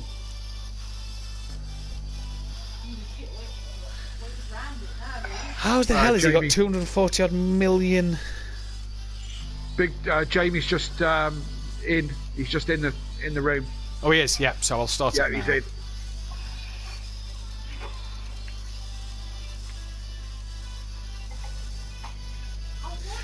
You did well there. I was struggling. My rear tyres towards the end were absolutely shot to bits. You got tapped round by Jamie once it turned 2. Yeah, I thought that game over then, to be fair. Yeah, we did. Right, I'll let you know. Sorry, who are we talking to? Gary? Gary, yeah, Gary's Yeah, Bert. Sorry, Gary. Kelly. Yeah. Hello, Gary. I think it's the first time we've ever spoke, is it? It is, mate. Yep. Me all right? Yeah. Yeah, good, mate. Thank you. Good race. Unlucky at the start, but my God, you pulled it back. I had to do something.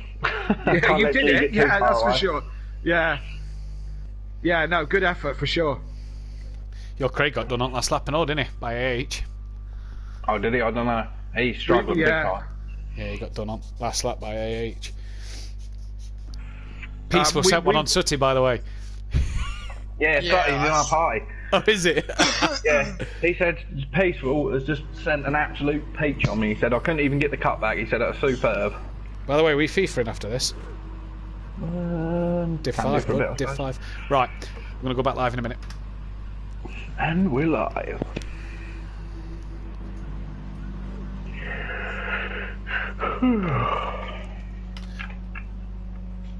Welcome back then, ladies and gentlemen, to Sim Playmates Motorsport. We've got Big Boy Brazier back in the session. Now, we've got the top 2 from the race 1. We could get D-Biggs in. He's not yet got a microphone for his PlayStation. It's on order, apparently. But we're joined by the top 2, the Oli G and Gary131. Gary, I want to start with you.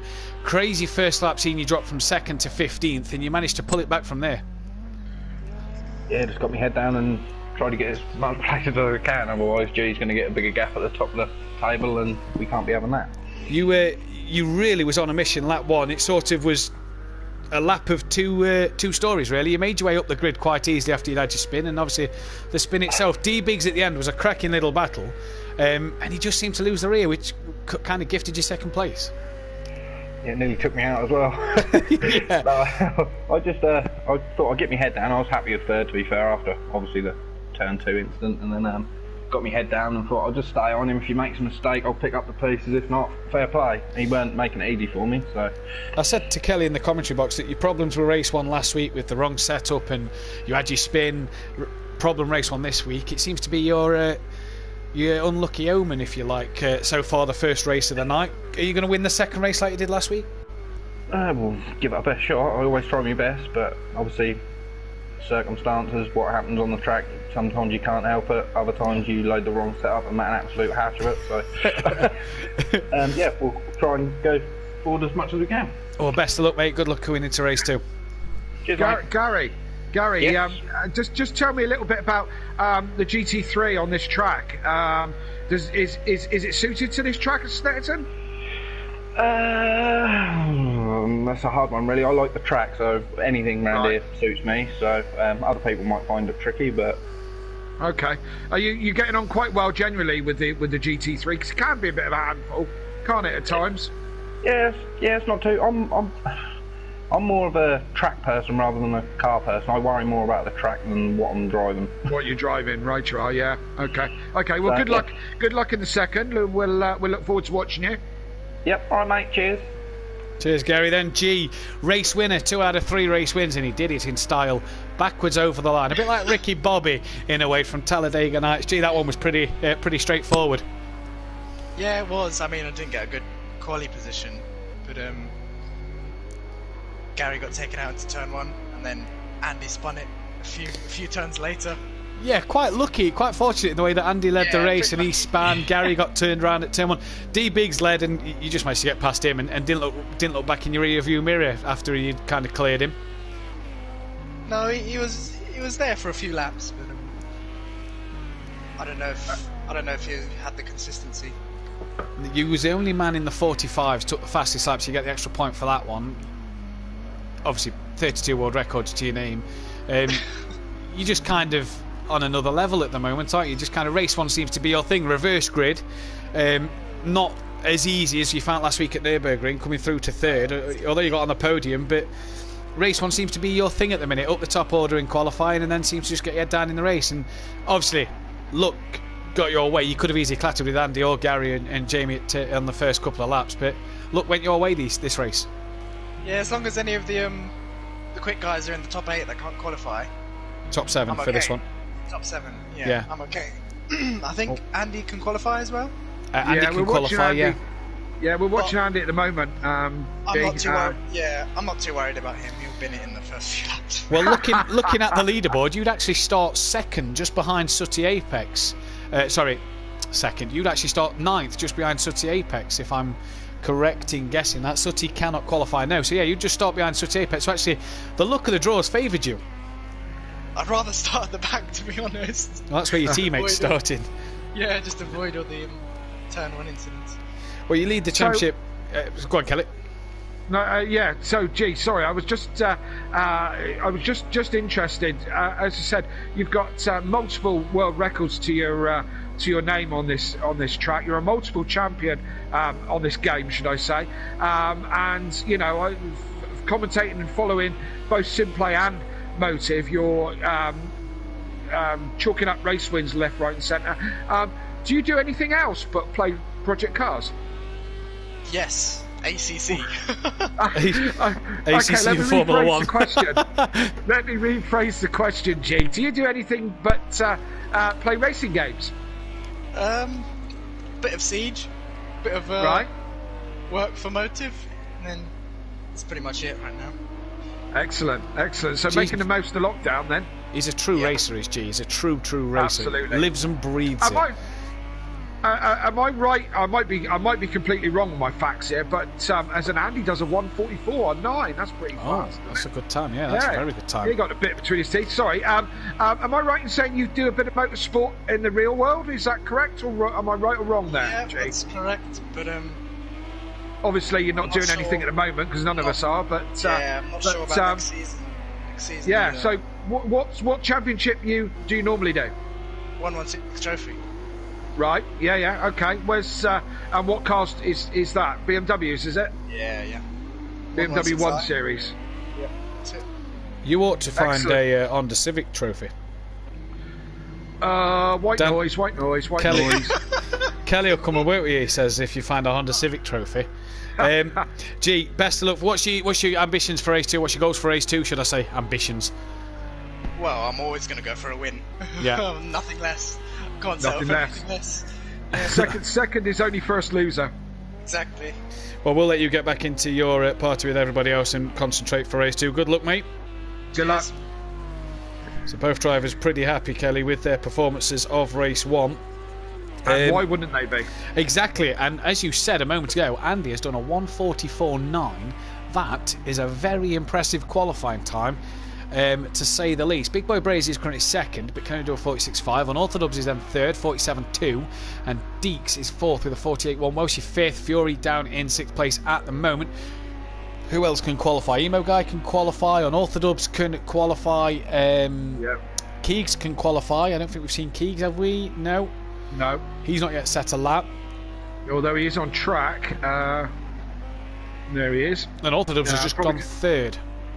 Yeah, with a 1:47, still 2 seconds off the ultimate pace just at the moment. As you can see, Keegs, I thought Keegs was warming up his tyres or something like that. And I mean, this session is only a couple of minutes away from being finished. It's only a 10-minute session for this qualifying for the second race this evening. But we're already at the sharp end of that already. So these guys are going to be thinking about, as Keegs does his best job to imitate a Flymo. These guys have got to get on with it if they want to get up at the sharp end. Yeah, they really have. Keegs has got to get out to get a lap in to get in front of the guys that finished in the top 7 at the moment. Because at the minute he starts in the middle of them guys. Yes, indeed. So still all to play for it at this point. As we pick up Jamie Brazier, as we said, is only lives a little way away from here. He's where is he on track? Where is he? He's just coming down towards Agostini. Yes, there he is. There we go. Just coming. As I say, I like this little section down through here. Agostini then into Hamilton. As we see him come through here, and you want to just touch the curb on the inside, take some curb on the inside, and not run out too wide on the outside. Pull across again. To the left-hand side, to tuck it into the apex on the right, accelerate hard, go through that bit quite easily. This is a quite satisfying corner, this one. You can take more speed than you think you can. Now we're back onto the original Snetterton circuit, down this long straight. Now this is a tricky section as you come down through here, because you don't want to brake on the corner, but you want to brake as late as possible. So you want to brake, come off the brakes, brake again, turn hard right into the right-hander, accelerate hard into the bomb hole, back end will go light, and you can kind of feel that as we come through there. Now again, another tricky braking zone. You're turning right, picking your braking point, hitting the brakes, trying to brake in a straight line, then turn immediately left and try and stay off the grass. As we see Big Boy Brazier just coming up to the line. Is he going to improve? He does, yes, 45.9, so he's within 9, just under a second then of Andy Kelly. If it's all right, I'm just going to run through the Drivers' Championship. Yes, I've got please. to for race 1. So after 3 rounds, then G takes the championship lead on 68 points. Gary's second on 51, with Big Boy Brazier in third place on 40. Then we have Little Each fourth place on 35, with AH up into fifth on 29 points. And Andy into fifth, with AH tied in fifth for 29 points. Unorthodox is seventh on 25, tied with D Biggs on 25. Keegs is down in ninth place on 22 points. Peaceful just behind him on 21. Sooty Apex down on 19, with Phil on 18 points, but obviously Phil not here tonight. Emo Guy's then 13th on 12 points. Deeks is 14th on 5. Welsh's on Fury's 14th on 6. Deeks is 15th on 5, and Welshie 16th on 3 points. That hasn't loaded right. In the Constructors' table, Forever Forward Racing, the two Mercedes-Benz on 89 points. 3 points ahead of Leach Motorsport. Then it's Iron Brew Racing A-Team in their Lamborghini of Jamie Brazier and Keegs on 62. Shake and Bake Motorsport, the two Porsches of AH and D Biggs on 54. Class of 97, the Lamborghini of Andy and Emo Guy on 41. Run Flat Racing of Phil and Sooty on 37. FU Racing, the Ferraris, on 31 points. And DW Racing in their new Lamborghini on 8 points. As Unorthodox just comes over the line, goes a little bit quicker but can't improve on third. Looks like Deeks has backed out of whatever that lap, and Keegs. So it looks like this is our order. So you've got Andy is on pole, Andy CWFC or whatever his name is. he's on pole from Big Boy Brazier and Unorthodox, with our reverse grid. The top 7 only qualified, so those guys put the times in, as you can see on your screen now.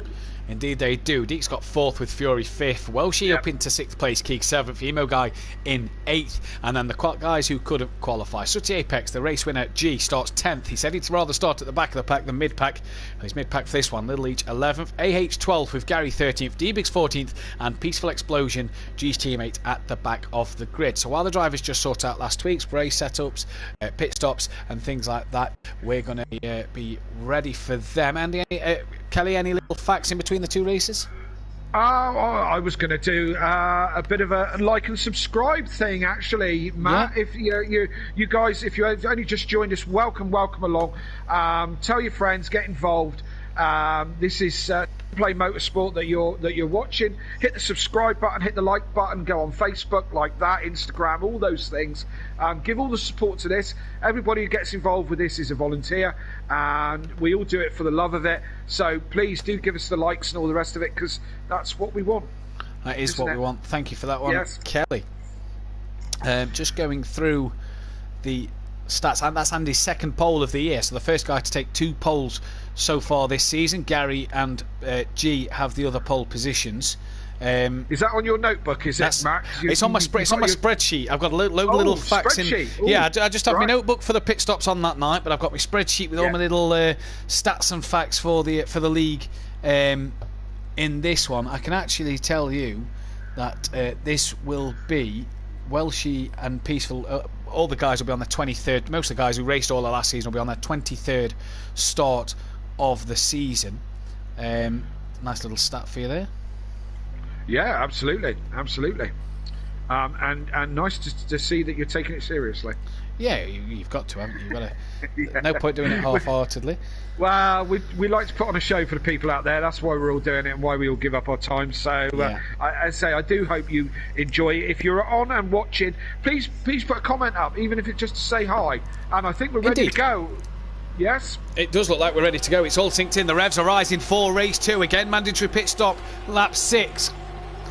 And a familiar sight at the front of the grid. It's Andy and Big Boy Brazier who get us away for race 2. This time, though, followed by Dan and Deeks. A lot of Lamborghinis at the front of this grid here. And Andy gets a good start into turn 1 they come. And they were 3 abreast, just a bit further back. I'm not sure if they all made it through. Yes, they look like they did. Fury gets a wiggle, and Fury's well off into the grass. Yeah, he's well off into the grass then.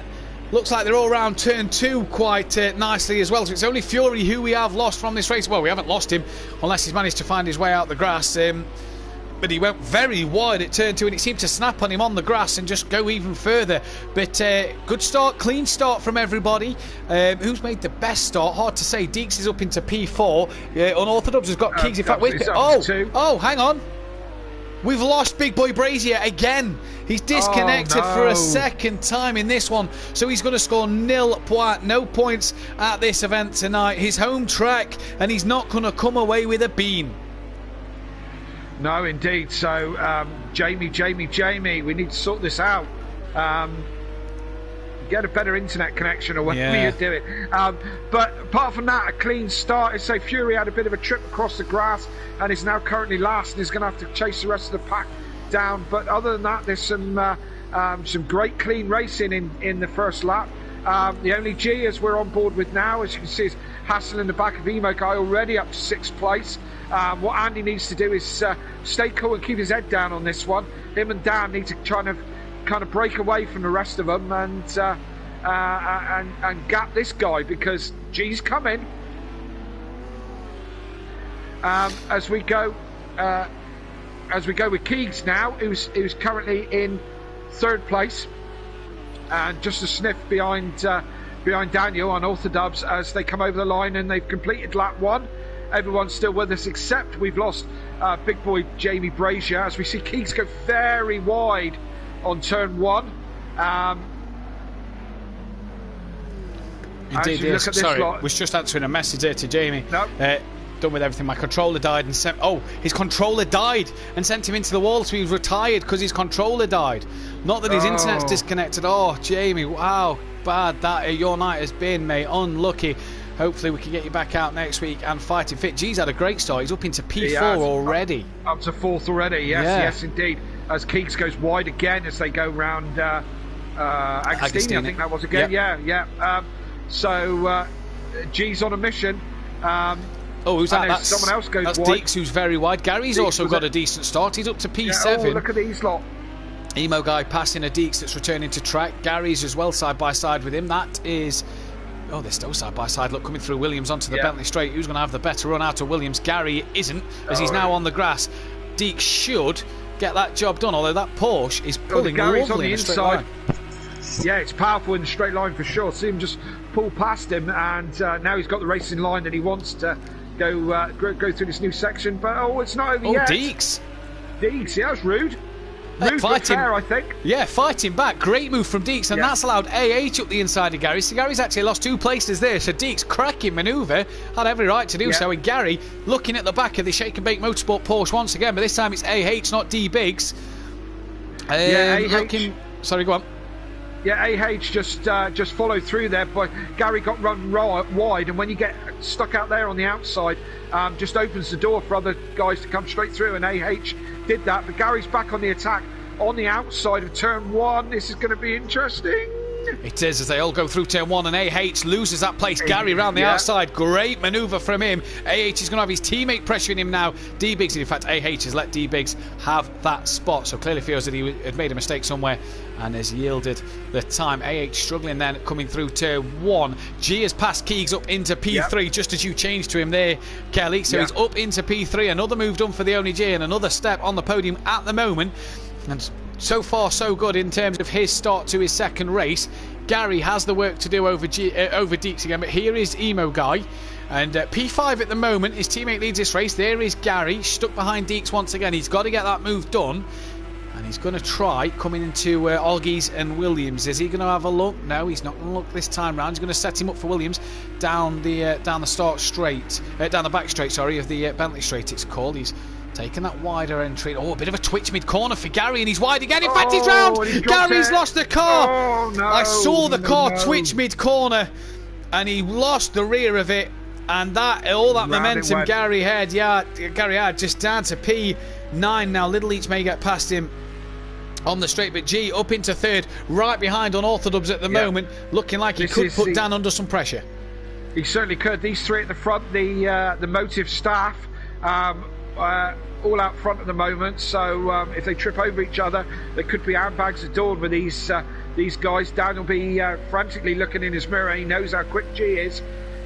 He could be trying to make that the widest Ferrari in the world. But look, G's going to have to go around the outside into turn 1. Daniel holds his line, gets a little bit squirrely. G backs out of it, but runs wide. So G's down the inside now. He hasn't got enough of an overcut there. So Daniel holds his line into the apex as they come out the other side. G's all over him. Emo Guy's past Keegs just behind, I noticed. Emo Guy's up into P4 ahead of Keegs now then. So that's that battle done. Now on board with G, we see the pressure he's putting on the back of Unorthodox. D Biggs and AH have both got past Deeks as well. So Deeks had to wait. Unorthodox gone deep. Wide at Agostini. It's not hurt him too much there, actually. No, he managed to get the drive back off the corner as he come off it. As he just touches the brakes into Hamilton, stays well off that curb. G's not going to be able to do him here, but he's... Daniel has another twitch going in there. The Ferrari being a bit of a handful. And it looks like he's lost it. Looks like Daniel lost it there. Just a little bit. I think he's lost it more than a little bit. He's down to 5th. Oh, he's round there. Look, there is AH and D Biggs going past. He's down to P7 now. Rejoins just ahead of D Biggs. Yeah. He said he had a twitch, and he just got that bit of a twitch coming through Williams onto the Bentley straight, and look at the momentum that he's lost, not being able to carry the speed through Williams. Deeks looking all over the back of him, but he's not thought about sending one into Brundle. Will he do it into Nelson like he did Gary? No, because Unorthodox defends that one early doors there. Gary still not yet caught onto the back of Deeks after his spin. He's down P9. Little Each is 10th with Peaceful 11th. Sooty Apex down in 14th place. What has happened to Sooty? 2:11 last lap, so he must have had a bad lap. Yeah, it's so frustrating when you're involved in this, and from my own experience for the couple of races that I do in a week, it's so frustrating when you lose, when you're going so well, and then you manage to make a mistake and you go so far backwards. So incredibly frustrating. Daniel will be screaming and shouting, and frustrated with himself, just for losing that back end and costing himself so many places. It has, and it could cost him another one, because Deeks, I think has just pushed him a bit wide. I think he's backed out that one to let him have let Dan have that place back. Just later on the brakes than Unorthodox, and he just tapped the rear. Just pushed him on. Luckily enough, Unorthodox didn't spin from that one, but a bit rude from Deeks, but then a bit not nice enough to let him keep the position. We saw that with Dan last week, didn't he? Dan actually turned Keegs around, and then his tyres went cold in the snow, and he went straight on at the next corner. Do you remember? I do. Yeah, absolutely.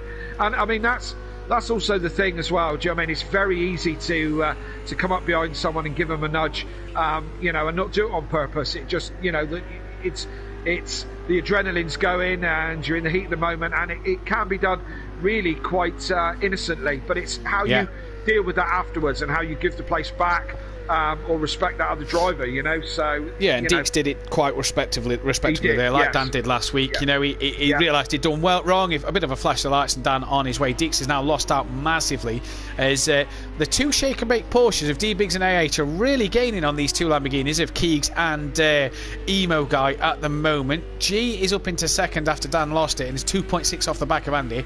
G looks like he could be on for another race win, but obviously pit window opens at the end of the next lap that these guys are about to start. Lap 6 Andy's on, so Andy has actually opened the pit window obviously when you're on your 6th lap.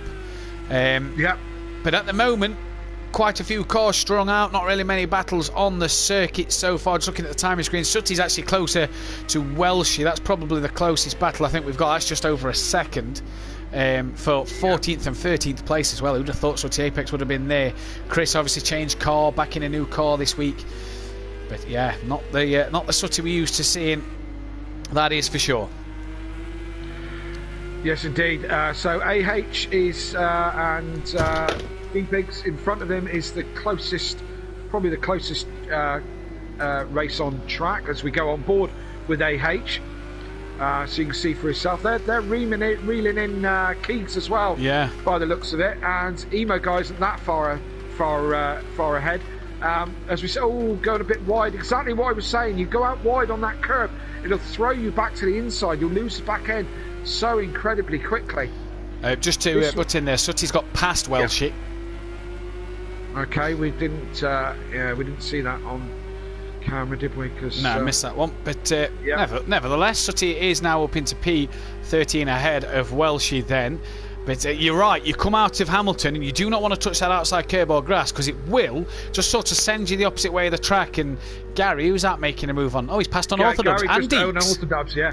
Gary's just done Unorthodox and Deeks in quite close succession, actually. So, as we go on board with Unorthodox, you can see how close he is to Gary there. Yeah, and at the moment, Unorthodox doing the job that he needs to do. Can he get back in front of Gary? P8. Keegs has just picked up a... I tell you what Keegs has got. I know what that penalty is. That'll be a 10-second penalty, time penalty for Keegs at the end of the race. Speeding in the pit lane for him then. So Keegs not slowing down in time. Yeah, not slowing down in time. When Orthodox comes into the pits as well at the end of lap 6. But Keegs, 10-second time penalty. That's really going to hurt him. Oh, look at this battle coming down the start straight. Peaceful Fury and Little Leach. Look at these three. Oh, as Peaceful's going to spoil that one. It was Little Leach. There we go. Little Leach all over the back of Fury as Fury's teammate Unorthodox comes out of the pits. These two obviously haven't pitted yet. Only the first couple of guys have pitted so far. Little Leach having a look. That was late on the brakes, wasn't it? Late on the brakes, and quite a good move there from Little Leach. Fury giving him the room that he needed. He left the door open, did Fury, and Little Leach took full advantage of that one. He's wide now, though. Very wide coming through. That's Palmer, I do believe, and Unorthodox will gain that place back. But he was so wide coming through Palmer. Unbelievable there, but it was a good move, though, into the second corner of Wilson. Another one of those 0-0 moments there. Shame that one, Little Leach, but that's the way it goes. It's the way it goes indeed. What is happening with Peaceful's pit stop? He's just come out of the pits. That seemed. Oh, he's had another twitch coming through. That's Hamilton. He's come through, and he's round now. Yeah, he's had another twitch, and he's round now. That is Little Leach. Gary said in the interview just before we came back on air, Little Leach is struggling. Keegs has hit the sausage curb, and he's lost the car now. So not the race Keegs would have wanted. Little Leach struggling. Who's that now off? That's Fury who's had a spin. Unorthodox has gone as well and been hit by somebody. Now there's Fury's chaos going on. It is mental at the moment on track. Keegs had a spin, Little Leach had a spin, Fury was off, Unorthodox was off. I think Little Leach caught the side of Unorthodox. Emo guy in all of this is pitting. But dear me, G's on the back of Andy, 0.3 of a second is that gap. Keegs loses the car coming into Nelson and manages to avoid Sutty, but off he goes. Fury's off again. Fury's off again as well. Fury's smashed right up. Yeah, he could have bad damage on that car. Luckily, though, Fury has still yet to pit, so can repair that damage. Little Leach as well, he's got to pit. I'm going to flick to the front because G has caught Andy now. Andy's having a much better... G goes a bit wide. He manages to keep it all together. Get Andy having a much better race this time and keeping it all together. But the only G's coming, it's like, I don't know, being out front in a Williams and Lewis Hamilton coming up behind you. It's like starting the race a lap ahead of Lewis Hamilton, and then all of a sudden, like a flash, he's on your rear.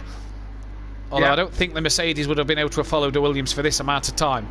No, to be fair, without not. Overheating and probably blowing up. No. But at the minute, G is putting some real pressure on the back of Andy. These guys obviously still to pit as well. On lap 8 of 18. And so far, you see the cloud just starting to look like looks like it's getting a bit thicker. Though as we come round Coram, it actually is blue skies on the opposite side of Coram. Yeah, Sun setting 3 o'clock in the afternoon here, and G did very well. Did he touch him then? No, I don't think close. he did. He did very well to not tap the rear of Andy there. Very well. As you can see, Little G is all over. We're almost looking down that exhaust pipe. He's gone to the outside here, and he can't get the move done. He's looking for the cutback, but Andy's kept it tight enough, and he'll defend. It's easy to defend in turn 2, provided you get the right run out the first corner. And Andy has done just that. you can pretty much, and I'll tell you one thing, this is the only compliment I'll give him. Jason Plato does it well. He's parking it on the apex to get the car turned in and get a better, to compromise the guy's exit of the corner. That is what Andy kind of did there. He did it like Plato would. I will praise Plato for that. It is a fantastic manoeuvre. Plato is very, very good at defending. Seems extremely good at it. And I mean, Jason Plato, I mean, you know, I'm not the biggest fan. Was that Fury? Sorry, while you were saying that, these laps, I think Fury was off again. Was he? Yeah, he was on the grass coming out of Agostini. He is struggling. Jason Plato, I say not a big fan, but he is a very good racer. Any professional racer of the calibre of Jason Plato, Matt Neal, any of those is a fantastic driver. We won't take away. And we laugh and joke. We laugh and joke and look at Gene and no, he can't make it. Andy! Oh, no! Over the sausage curb, and he launched as if he was a NASA space rocket, as if he was a space rocket, an astronaut into space off that sausage curb. How G must have slammed on his brakes, because Andy nearly T-boned him off the side of the circuit and took him with him. What a job that was from G to keep out the side of Andy. But Andy just made that mistake again there, coming into Brundle and Nelson, and it's cost him dearly. Yes, it certainly has. It's cost him the lead. He had a nice gap back to D Biggs, who's in third place. They've got quite a nice gap at the moment. Has D Biggs pitted yet? No, they only D Biggs, AH, Sutty, Andy, Deeks, Little Leach, and G, and I do believe Gary did. Yeah, Gary as well, not yet pitted. Yeah, so I mean, these two front guys have gapped the rest of the pack a little bit. So I mean, G's now away, isn't he? He's going to fly on probably to win this one in the next 8 laps. Although, as I said, pit stop's still to come. So is that AH? Yeah, AH has lost 3. And narrowly avoids his teammate. Oh no, it is D Biggs. Sorry, apologies. Yeah, you're right. D Biggs lost the rear. Oh, and Gary's going to come past him as well. So D Biggs, we saw him lose the rear early towards the end of the race 1. He's now lost it early in race 2, and again he stares at the back of Gary 131's Porsche as he's lost the rear and done pretty much similar, just at a different part of the track. Deeks has just came out the pits, so let me mark that one down in my little notebook. The end of lap 9, indeed. He's pitted. Yes, yeah. Just to finish what I was saying about race car drivers. I mean, we'll have a bit of banter here on the channel, and I'll be the first one to banter about drivers and whatever, but I don't take anything away from any professional driver.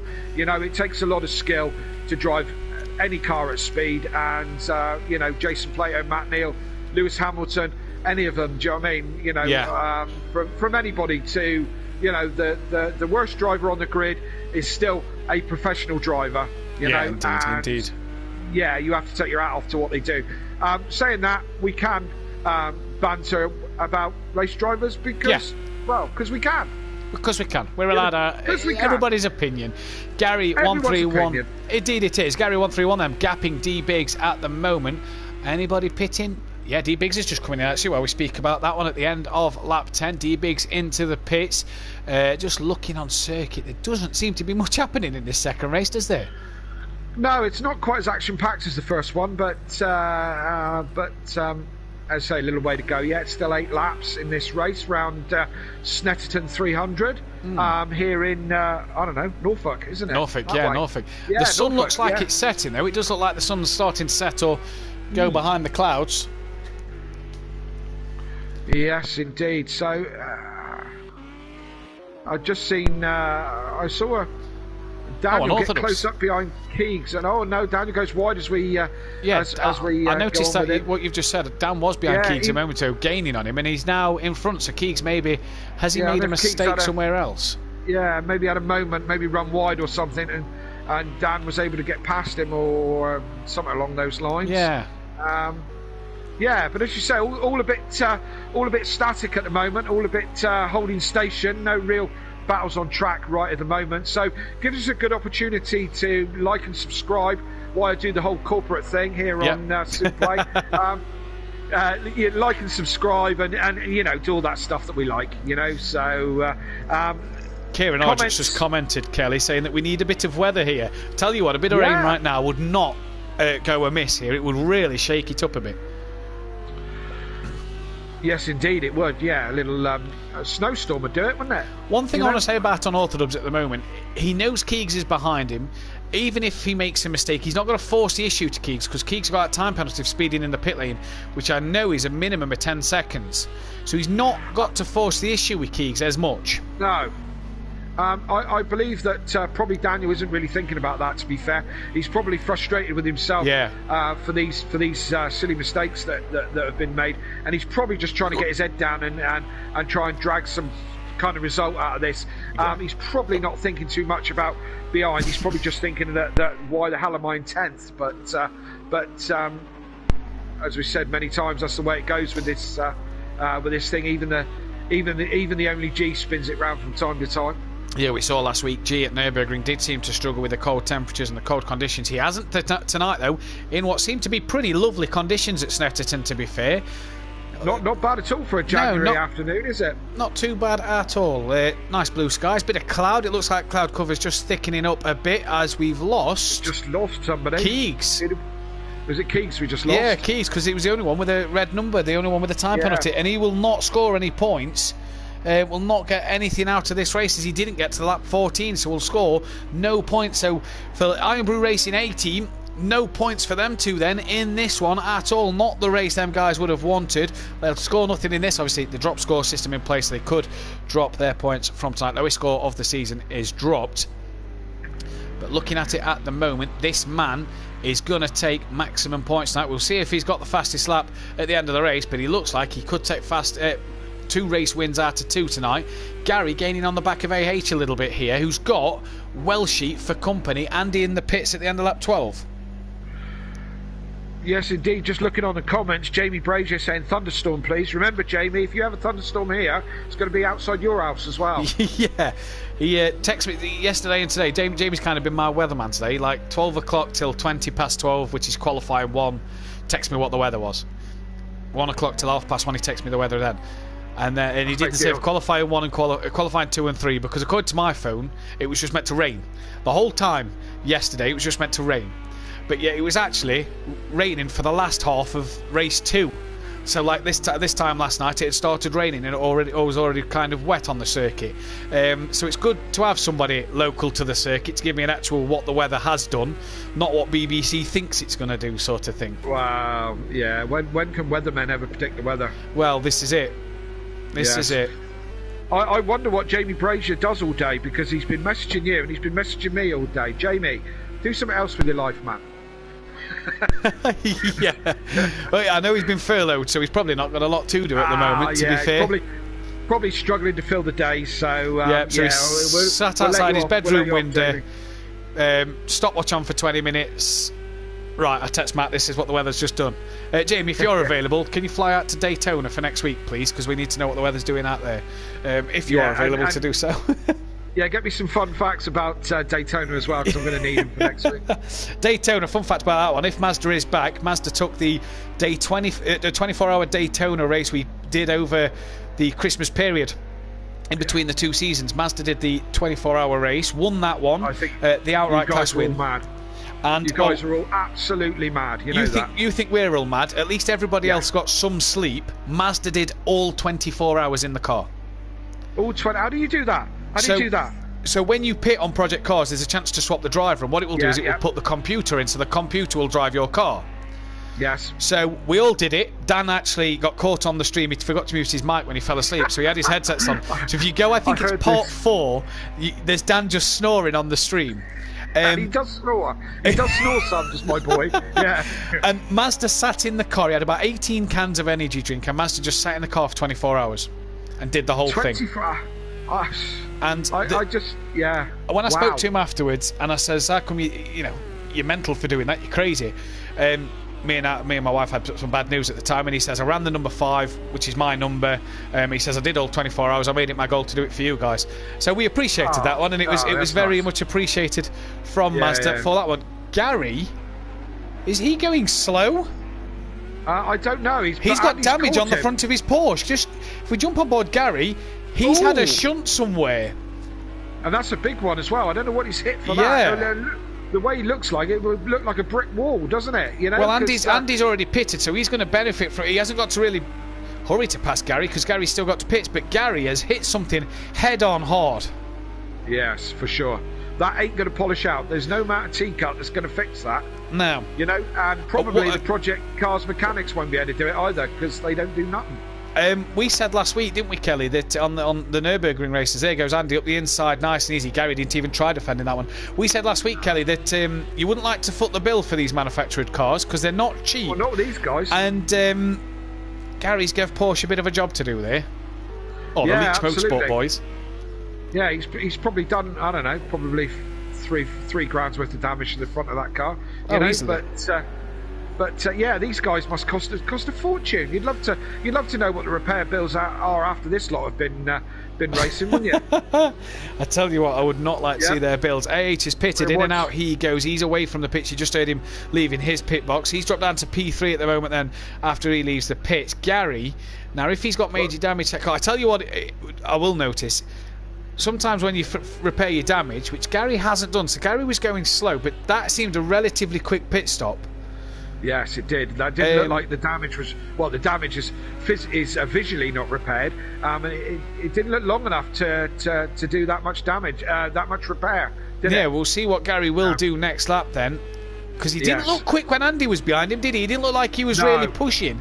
Really struggling by the looks of it. This man not yet pitted. He's running till the end with the looks of things. Sutty, Apex, Little Leach and the only G not yet coming to the pits. The only three who haven't pitted yet. As I say that, Little Leach just pits now at the end of lap 14. So just Sutty and G to pit then at the moment. Sutty, Apex, P8 so far. Can he catch Deeks in front? That is the question, but obviously with Sutty pitting, it's alright catching him and passing him, but Deeks will just get him back in the pit stops. Unorthodox has passed Little Leach as Little Leach leaves the pits now in his Leach Motorsport Porsche. Tell you what, he's got damage to the front of that car as well. Leach Motorsport getting an expensive bill from Porsche, let me tell you that now. As Peaceful Explosion indeed. As well passes Little Leach, and there is our race leader starting the 16th lap and about to lap P11 and potentially his teammate in this one. Obviously he's got to pits, they'll probably unlap themselves as Little Leach moves well out the way. And good respect. That was one thing that was mentioned last night as well while we're on about it. NJ won the first race and really applauded the back markers for getting out the way and being respectful to the blue flags. And it can be a problem. We know it's a problem in real motorsport. It can be a problem in the sim world. You want to see your back markers get out of the way like that.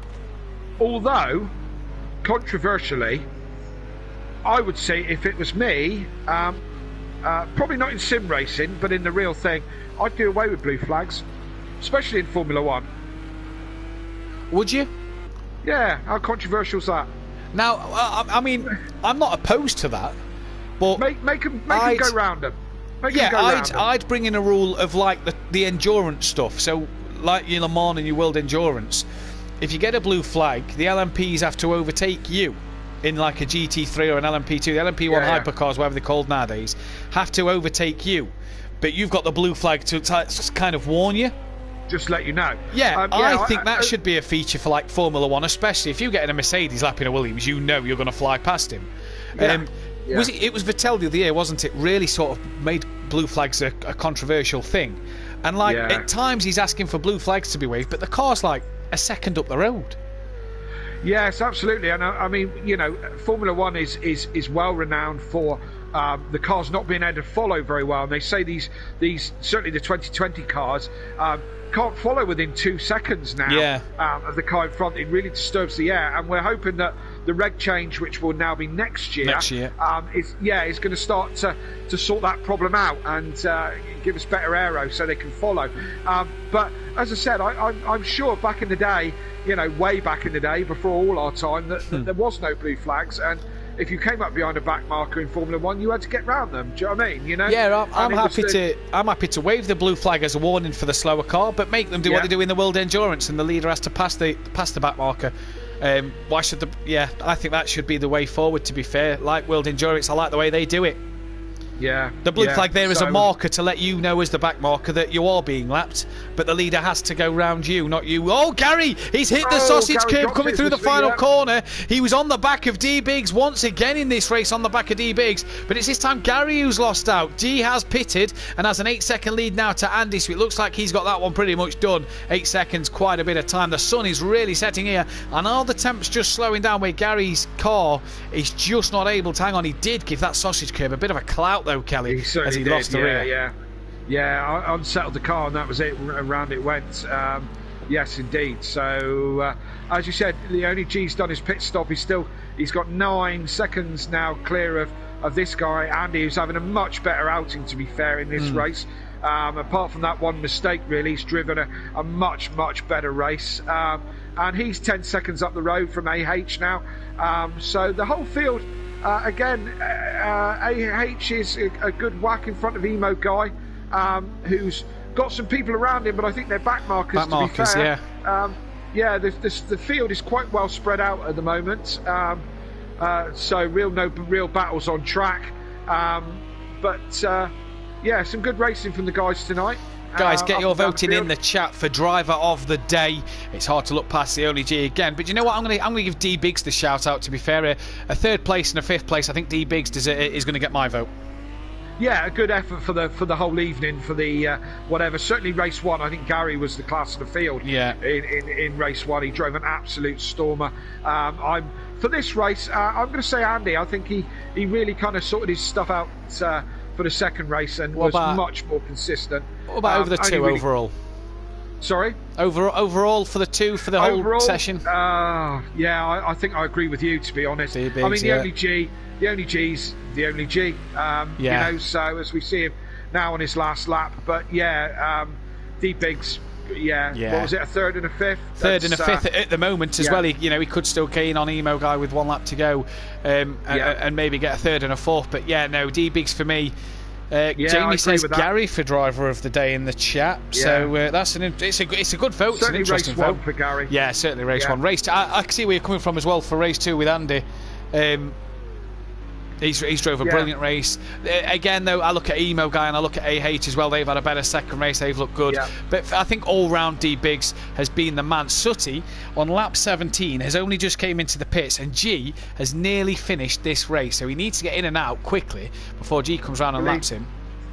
Will he get some sort of penalty for doing that way? No, he's allowed to put second to last lap. He's on his penultimate lap, isn't he, Sutty? So he's allowed to pit. So he's fine, he's got till that lap. Obviously, he'd have got penalised if he pitted on this lap. Bethany Ann Duffin says Gary for driver of the day too. It's Gary all the time for Bethany Ann Duffin, as the cameraman glitches out and goes on board Gary 131 because Gary had a spin there. This is what Project Cars do. Leave it. There we go. It's back on the only G, as we're going to see him take another race win. It's 2 from 2 as he slides across the line once again, and he's done brilliant tonight, has the only G. There's the cameraman picking up Gary again. This man going to get himself on the podium, I think, for the first time here at Simplay Motorsport. P2 for Andy. Good start to the season for him. It has been. That is his first podium of the season. AH as the cameraman again, lovely picking up Gary. Keeps picking up Gary for some reason. That's not. It's because I'll tell you what it is. It's the game's registered Gary spinning there, and then we'll pick Gary up. It did it on Motive for me the other day when Big Boy Brazier had a spin. AH crosses line P3 and on the podium. Emo Guy, good points for him up in P4. His best finish of the season. D Biggs closely follows in P5. Then Gary comes home P6. After a disappointing spin at the end when he was closing in on D Biggs. 6th place for Gary 131. Deeks then, best finish of the season, dropped the Acura for the Lamborghini. Now, was that the right decision for him as a cameraman again? Picks up Gary 131. Deeks is going to come home to take a P7. Deeks will get down the straight a little bit. There we go, cameraman picks him up. P7 for him, a good start. His teammate, not necessarily the start he'd have wanted to his life in the Lamborghini. Unorthodox is going to come home P8 with the looks of things. He'll come round Coram, and then the cameraman will pick up Gary again, and then we'll go back to Unorthodox halfway down the straight. There we go, there's Gary 131. Just because he's had a spin, it's like glitched this camera out. This cameraman's got a thing for Gary. It must be Beth on the cameras here. But Unorthodox coming down the straight to take a P8 for himself as he goes into the wall while doing so.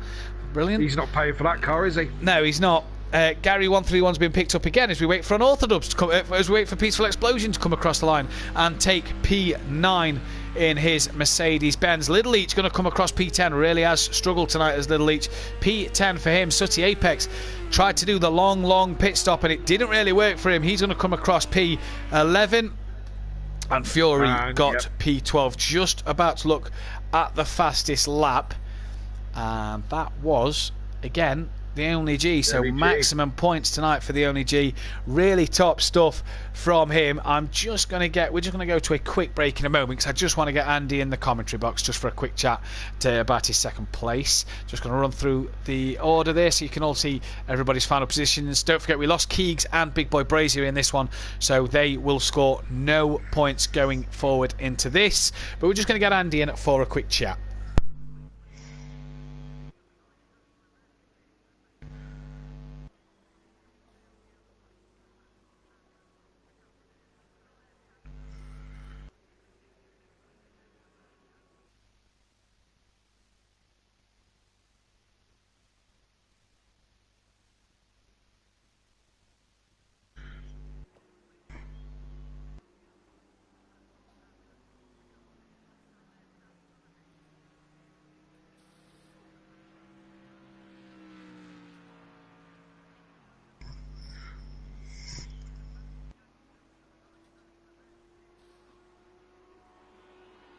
Hello.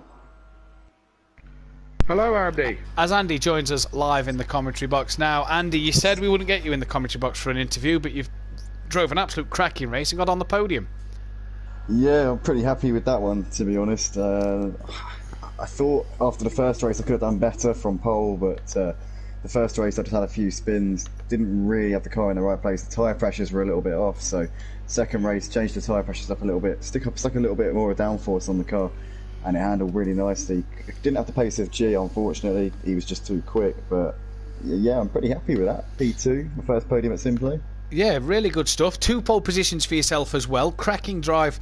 Obviously, you lost it in race 1 and had to sort of fight your way through the field, but race 2 was just, you was just on it. Got your head down from the start and just went, really. Didn't look back. And obviously, G gave you the problems in the mid-race where he sort of took off the sausage curb through Brundle and Nelson. You was lucky not to go into the side of him.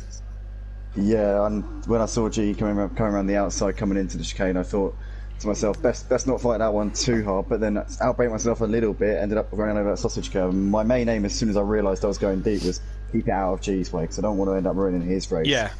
So main thing, just ran over that sausage curb, stayed out of the way. And from then on, G just pulled away. He was too quick. He really does have some scorching pace around the Snetterton. So for me, it was just about consolidating, just driving the car around, bringing it home in that second place. And as I say, I'm really delighted to get on the podium here. I wasn't really expecting this type of result coming into tonight. Obviously, Andy, sorry, go on. Sorry, Matt. Andy, you feel you and G are good friends. Do you still feel the pressure with him tormenting you, as it were, as he catches you? Are you watching the lap times as you know that only G's behind you, and then as they tumble down? Do you feel that pressure? Well, to be honest, Kenny, I was very much aware of G's presence because we were in a party chat actually. Myself, right. G, Peaceful, Dan, Unorthodox, and Emo Guy were all sat in a party chat, and I knew that G was getting closer because he kept saying, "Andy, I'm lagging. If I'm lagging, let me know. I won't go for a move." And I was saying, you know, it's fine. Just go for it. Do what you want.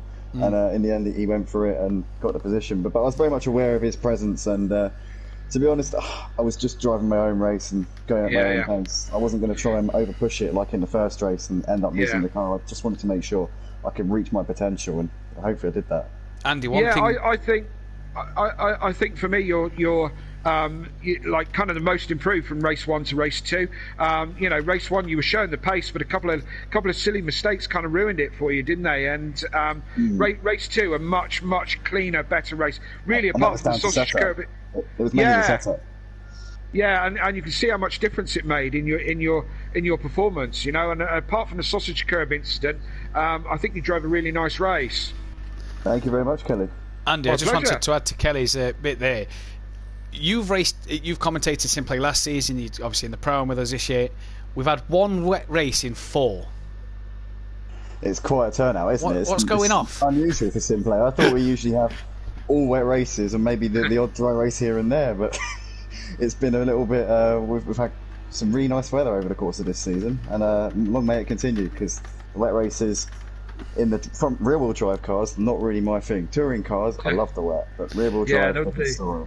You're quite right. Yeah, the touring car seems to perform much better in the wet, doesn't it? You know, so I don't doubt that the rear-wheel drive cars, all of them are a handful in the wet. And considering how much rain we've had in our lovely country today, it was quite surprising that Snetterton was dry, wasn't it? You know, it was, to be fair. It's the last place you would expect to have a double dry event, really, isn't it? It was, especially with what we saw yesterday in the Pro-Am when we saw that unbelievable second race, and it's the last thing I thought we would see. I was half expecting to see the heavens opening halfway through that race. I was sort of taking my position with a pinch of salt, thinking this is going to all go up in smoke very quickly any moment now. If you remember back to last season, the weather for Pro and Pro-Am was the same, so it should have rained for race 2 if it was last season, but obviously this one, not the case. Well, congratulations to you, congratulations to G. Kelly, any final words? No, just again, great racing from everyone. Like and subscribe and do all that kind of nonsense. Thank you, those people who are watching. Thanks for the comments. Cracking race, Matt. Cracking racing. I'm always really privileged to be here, and bring on next week. Where are we next week? We're going over the pond, aren't we? We are over the pond, over the into the United States of America for the Daytona road course race. A lot of the guys familiar with that from the 24-hour series race that we did. Night race as well, first night race of the season, so it'll be an interesting one under the lights around the road course of Daytona. Join us live Wednesday night for the Pro-Am at 8 PM and Thursday night for the Pros, where Andy and G will be battling out again with AH, D-Biggs and the likes of the other guys as well. That's all we've got time though here at Simply Motorsport. We'll see you next week. Well done to all the drivers tonight and last night, and everybody take care at the moment in the current tricky circumstances that we are living in. Indeed. And we'll see you live next week 8 PM from all of us here at Simply Motorsport. Thank you and good night. Thank you, good night. Good night.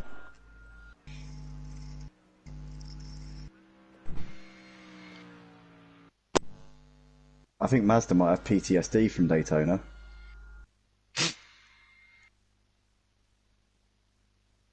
Wait, were we still alive there? I think so. I think so. Oh my god. Oh no. You might be. He drove for the whole 24 hours of that one, didn't he? So yeah. He's still going. He's still going. He's shaking. He's still going. Oh my god. He's still lost. going. Do this again, please. If Master is here next week, he'll just be going rag with, oh, well, you know, I know, he'll be pushing his KERS button, but there's no KERS on this car like he was his LMPH.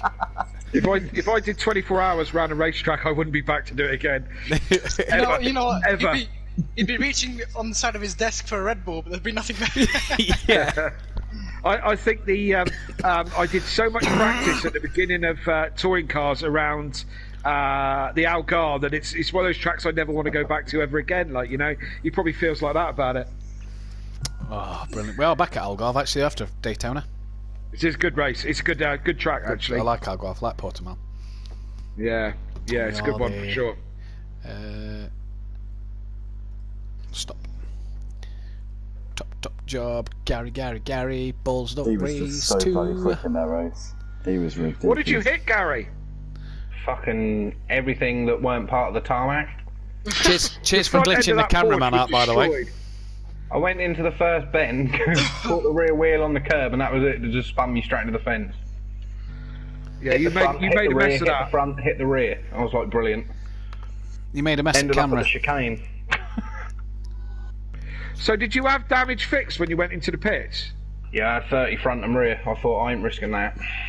Because they did it reasonably quick, or it looked like on the stream. Yeah, they did do it fairly quick. I was quite